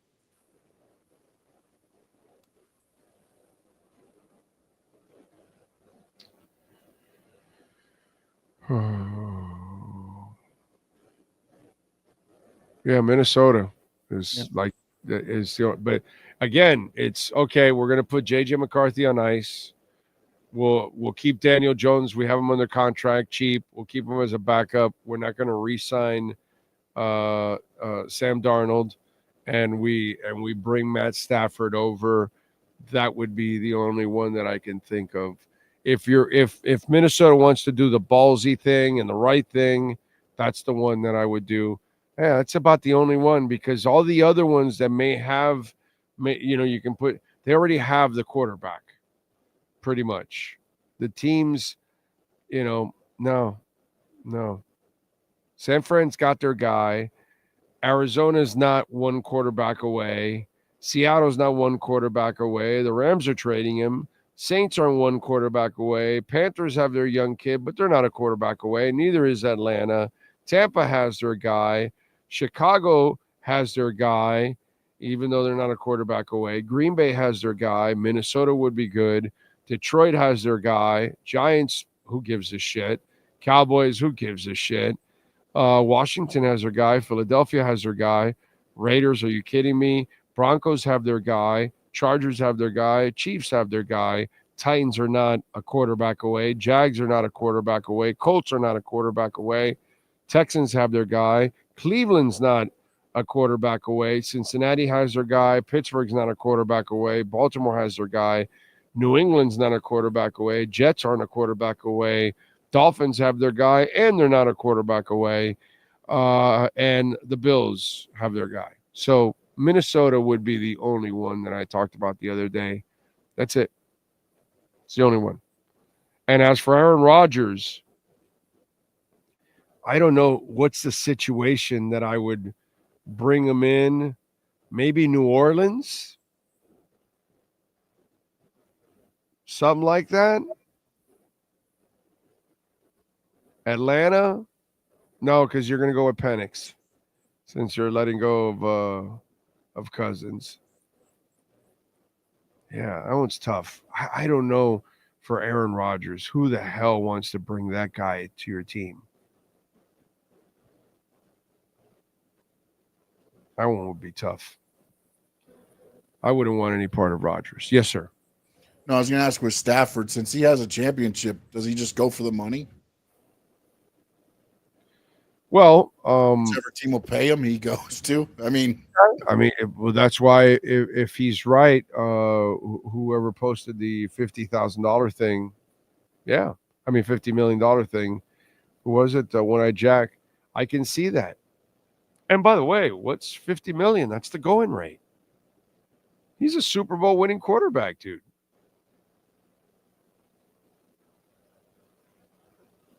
They pay all these guys $50 million nowadays for a year. If you're a Stafford away, like if I'm the Vikings, this is your window, dude. Matt Stafford, Sam Darnold, Daniel Jones, and JJ McCarthy. You have those four to choose from, and you're a Vikings fan. Who are you taking? Matt Stafford. In a heartbeat. So, that's the one I would do. That would be the ballsy move. That would send the signal we want to win the Super Bowl. Let's see what else.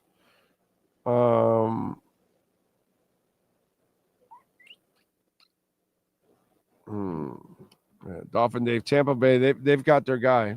They're fine with Baker. Baker's not a problem in Tampa. They're not good enough super moment because they don't have enough of a team.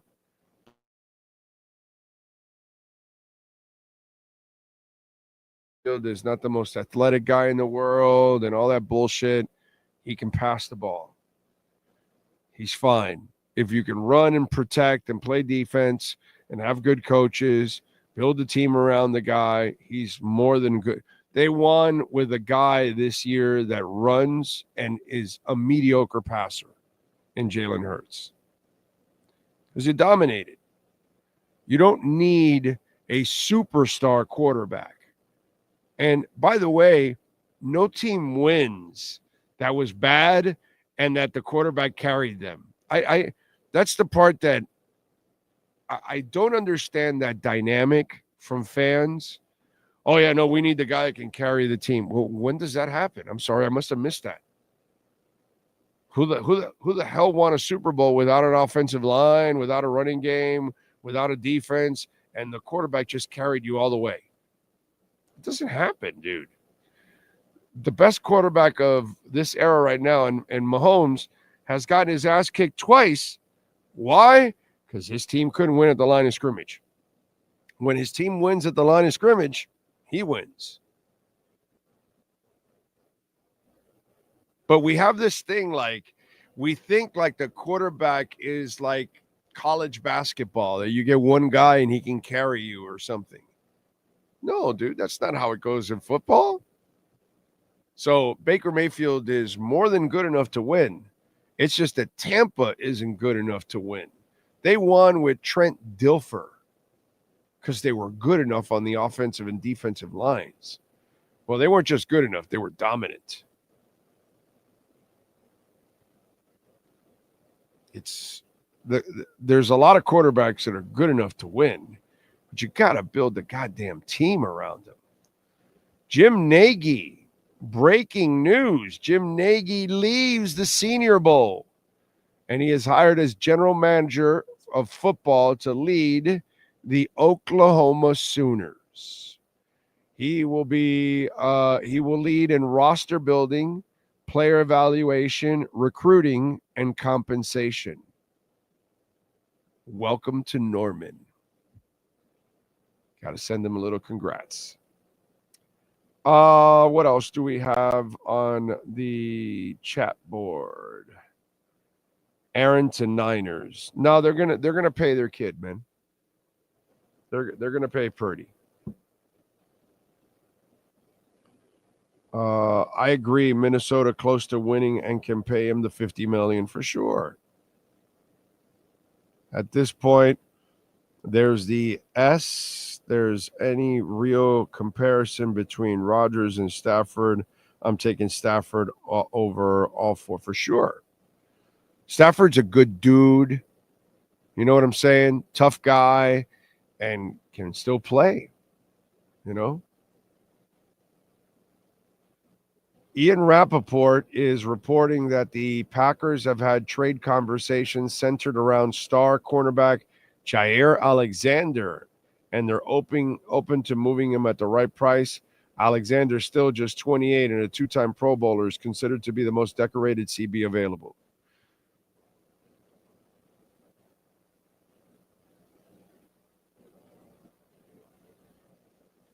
Say it, oh. Say it. It's kind of shit. He's coming to the Dolphins, buddy. He's coming to the Dolphins. Oh, no, yeah, no, that shit. You know he's on the. That's the kind of shit that pisses me off.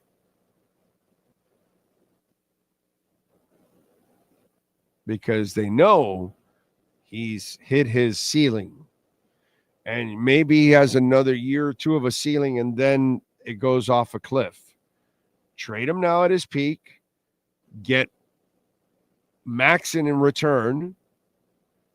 You're a good team at drafting. You then replace him. They do it at the quarterback spot. They have pushed out their last two quarterbacks that are Hall of Famers. Literally have pushed out 2 Hall of Fame quarterbacks. When most teams will hang on to their Hall of Fame quarterbacks till the guy can barely walk because they're so terrified of trying to go back into the pool. But when you have faith in your front office, this is what you're supposed to do, bro. On the flip side, yeah, Sean is right. Dolphins will be, well, you let Fuller go, you got to go trade for Jair Alexander, of course. But this is when, a few years back when I said, now you got to trade X at the 10 interception mark, and you people lost your fucking minds on me, and I was called, everything evil in the book.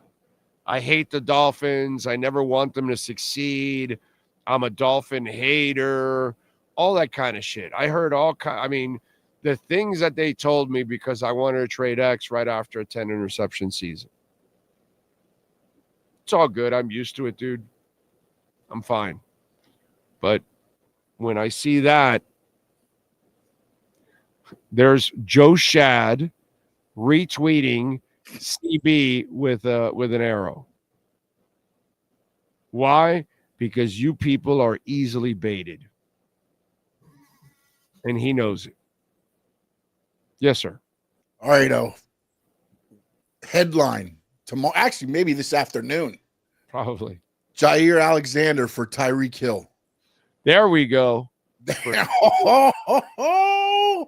Start it. Actually, I should put that out on my X right now. I might get some followers. For sure. There's no doubt about that. That is fantastic. Oh, man. And the Packers actually have a couple of young guys, right? Romeo Doubs, Christian Watson,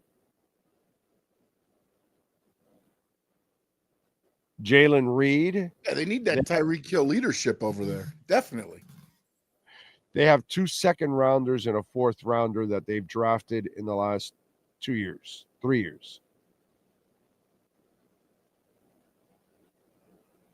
It's crazy, dude. But that's kind of the way it goes. And by the way, their other cornerback is Kelshawn Nixon, who's an unrestricted free agent. And they drafted Eric Stokes back in 21. So they're definitely going to be in the market for a corner in the draft. They've got to draft corners now. They're in that position. It's crazy. But again, this is how you're supposed to do it.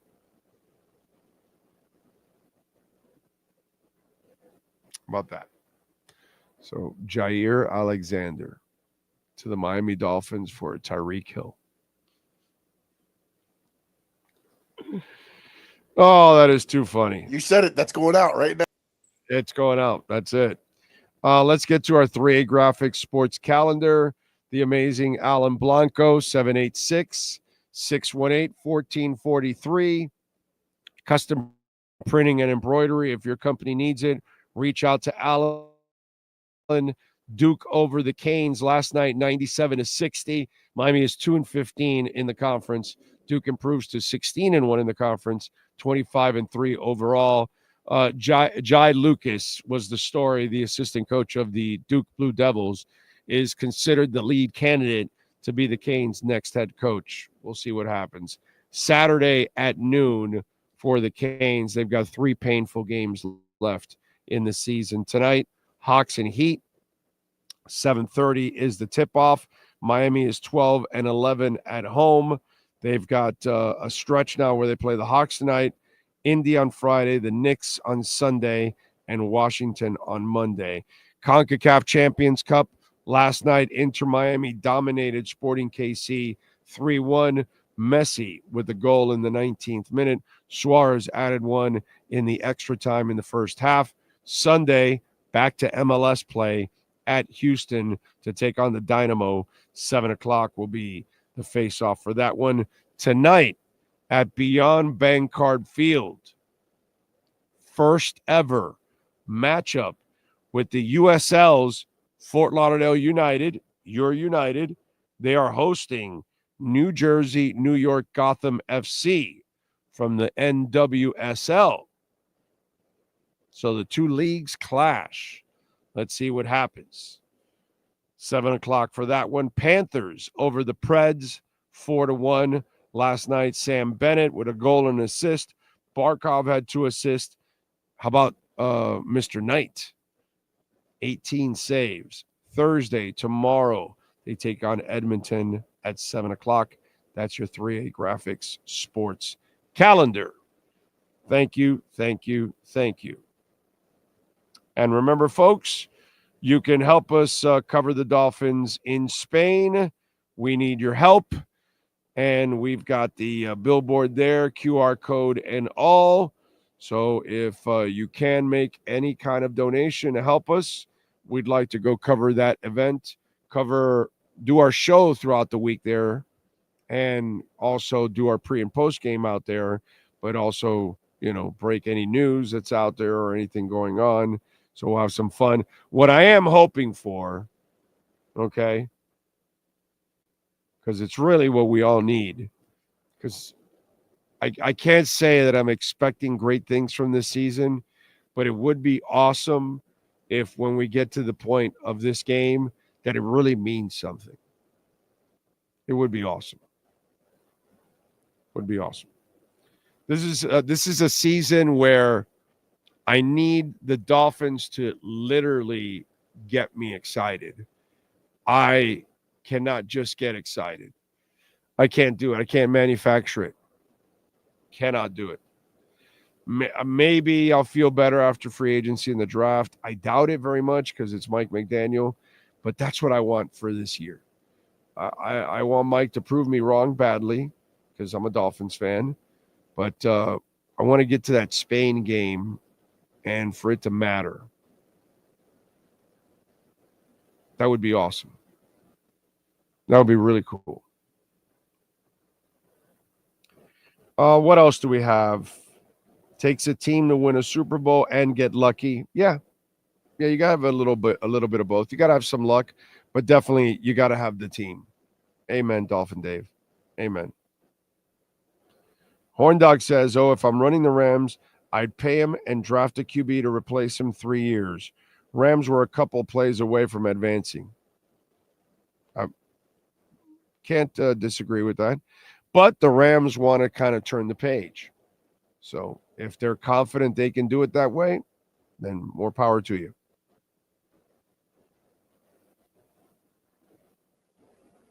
Marino came closest. Yeah. There's a lot of people that have gotten to the game and then gotten mollywopped. The New England Patriots got to the game and then Chicago mollywopped them. They weren't really, that conference was a joke. Miami or New England, it didn't matter, but Miami had the matchup problem that Chicago couldn't answer. Because Chicago's secondary could not hang with Miami's receivers. And that's where Marino had an edge. But because Marino didn't have the team, they choked against New England, and then New England got there and didn't belong there. Remember when Elway used to get there in his early days? Embarrassment, embarrassment, embarrassment. So, yeah, what Marino did, Elway did it a few times, my brother. Okay? He did it a couple times. So he did it better than Marino. No defense. Sammy Winder was their running game. This wasn't Carl Mecklenburg in the Orange Crush with Craig Morton, where at least you had a defense, but your offense was, so you lost. This was the other way around. So Marino didn't get closest at all. Several people have done what Marino's done. Ask Joe Cap.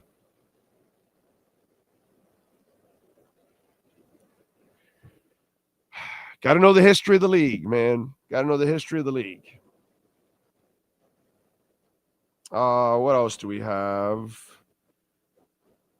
This Alexander trade is so Chris Greery loves CBs. Wouldn't surprise me. Can't do that now. Big O, would you say the 68 Jets were the least talented team to win a Super Bowl? No. No, I wouldn't say that because let me see if I can pull up the roster. There were players on that Jets team that over the years people have come to realize that they were pretty freaking special. You know? Let me see if I can.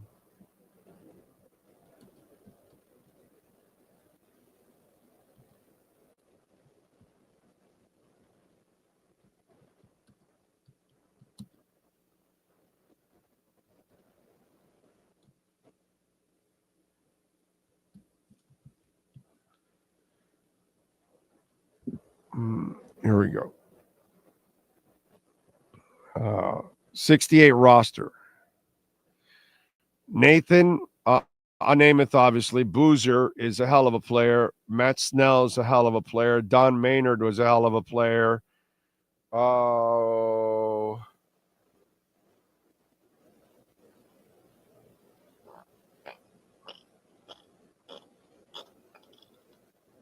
Atkins. Larry Gratham.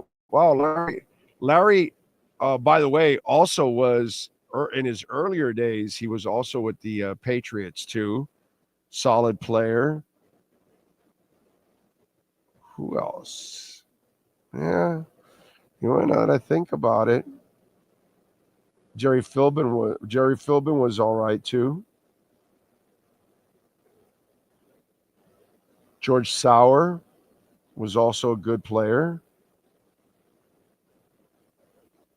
But yeah, you might be right, actually, now that I look at it. There were a few good players, but yeah, no, I can't say that it was a loaded roster. Yeah, I think you might be right, dude. Yeah, that might be one of the least talented teams to win a Super Bowl. Yeah. Yeah.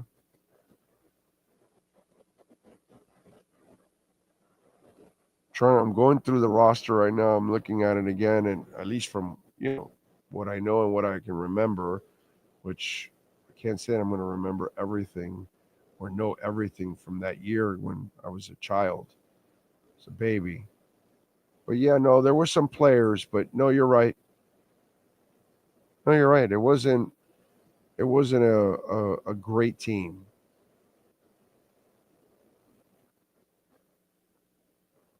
They were great on that day, which is what matters. What else do we have here going on in the world of sports? McDaniel, by the way, denied the story that apparently Joe Rose put out there that Tyreek Hill got Wes Welker fired. Now, he's not going to admit that. Make no sense. But I got to tell you something. As I said it yesterday, I think it is, when you guys brought it up, or the day before, Joe likes to screw around and goof around and all that, and he's been known for that. But one thing he doesn't do, he doesn't throw out bullshit stories. So if Joe threw that out, he's got some concrete evidence. He's got a really good source, and I would imagine it's Wes Welker, because he and Wes are tight. I know this. They cater way too much to their players. They baby their players way too much, including Tyreek. And I know that for a fact. And unfortunately, the Mike McDaniel way has been an absolute failure, because you cannot allow players to run your team. They need to be coached. It's just the way it is. We, as kids, we grow up and we think we can be independent, but we really can't. We really need the guidance from our parents, from our older brothers and sisters, our grandparents. You know, their knowledge is so important to our development, whether we accept it at times or we don't. And when we don't, we usually pay a price for not accepting it, correct? So players need to be coached. They cannot be self-coached. That's just not something that really works. I remember when are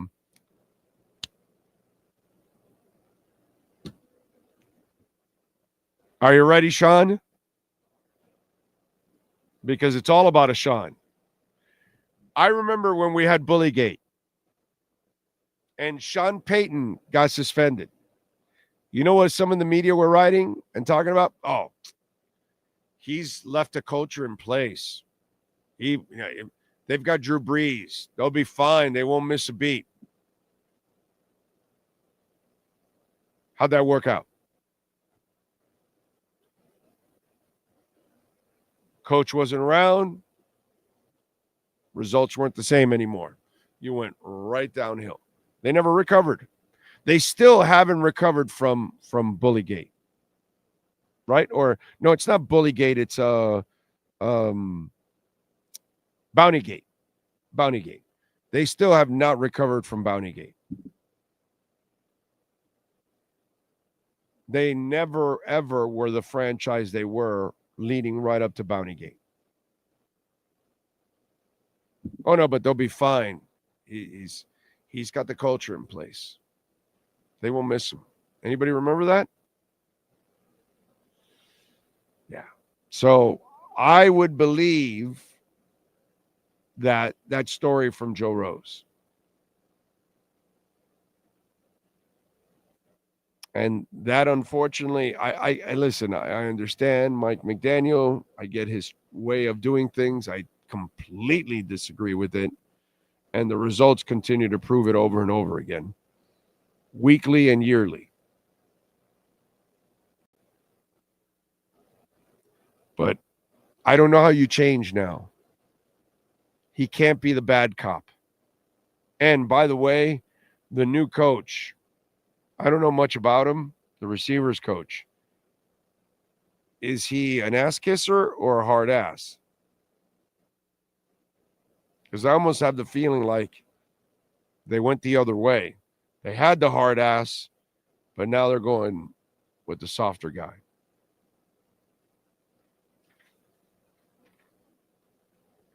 I don't know what to tell you. Anyway, let me get to a little music, folks. Little music news. All right, let's start off with musicians born on this date, on the 26th of February. Who is this? Erykah Badu. She's got that junk in the trunk. Very talented. Born in 1971 on this date. Tim Comerford, bassist with Rage Against the Machine, born in 1968. Michael Bolton, singer, songwriter, born in 1953. Michael Bolton has sold over 75 million records.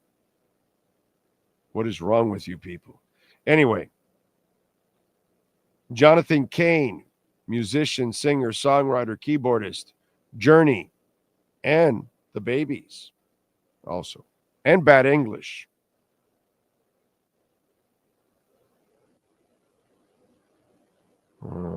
And that is Bob Haidt. Bob the Bear Haidt, vocalist and harmonica player for Canned Heat, born in 1945. Mitch Ryder, born in 1945 on this date. Mitch Ryder and the Detroit Wheels. Johnny Cash, born in this date in 1932. Damn. Oh, missed this one. Paul Cotton, guitarist, singer, songwriter, member of the band Poco. And Fats Domino, born on this date in 1928. It's almost going to be 100 years we lost. Fats Domino was born. 100 years, 1928. It's amazing. All right, let's go with other famous people celebrating birthdays.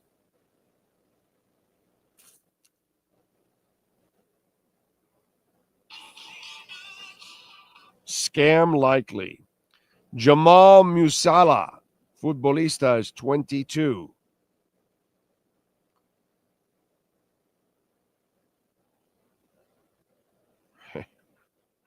I rarely know Instagram stars, but this one I know, Brittany Renner, 33, because she's the one that she would put out those videos. She's fine, but she's the one that suckered PJ Washington into a baby. So, yeah, she's kind of a gold digger. Let's see who else is celebrating a birthday. Nate Russ, 43. Is that the guy from Fun? Yeah. He wasn't on this. He wasn't on the Musicians. Happy birthday to Nate Russ. Brian Shaw, weightlifter. Don't know him. But what the hell, 43. Pepe, soccer player, 42.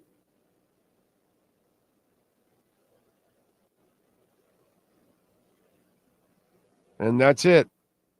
Sean Stanley, what do you got for us there on wrestlers born on this date? James Mitchell turned 60. The great Ivy Nile is 33.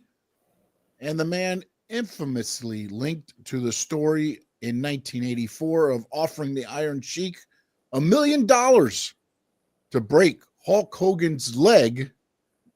And if he did that, we never would have been the mainstream wrestling that we are today. Vern Gagne was born on this date in 1926. We lost him in 2015. Those are your birthdays for February 26, 2025. All right. Let's go over to music history. Today in 1965, Jimmy Page released a solo single in UK called She Just Satisfies. The rocker played all the instruments on the track except for the drums. He produced it and sang lead vocals. At the time, the future Led Zeppelin and Yardbirds Axeman was a successful session musician.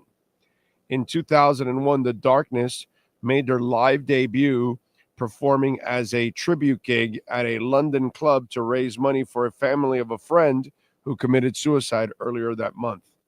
In 1977, the Eagles went to #1 with New Kid in Town. The same day the band released another song. It was called Hotel California. In 1997, the 39th annual Grammy Awards, Beck won big, taking home the trophy for Best Alternative Music Performance for Odelay and Best Male Rock Performance for Where's It At? Need that Halls. In 2011, royalty distribution service BMI announced that Queen's We Will Rock You was still the most played song in the U.S. sporting events. The company collected data from MLB, NFL, NHL games that showed the song was #1 overall. There you go. And that's what happened today in music history. All right, folks, I'm done. I got over 2 hours today. So voice hung in there. Thank you all. Appreciate you. Thanks to Sean Stanley. Appreciate all of you out there. If you made a donation to get us to Spain, please do. If you haven't, help us out. Get to Spain. We need a lot to get to Spain and cover that whole week. Of course, you can also make a donation to the show, Cash App, Venmo, or PayPal, and visit our amazing sponsors. We have great sponsors like Slomin's Home Shield, Toyota of Hollywood, Hialeah Park, where we'll be there on Thursday Tomorrow, Murias Dental, Caneswear. Visit our amazing sponsors. We'll see you tomorrow afternoon, same time, same place, same bat channel.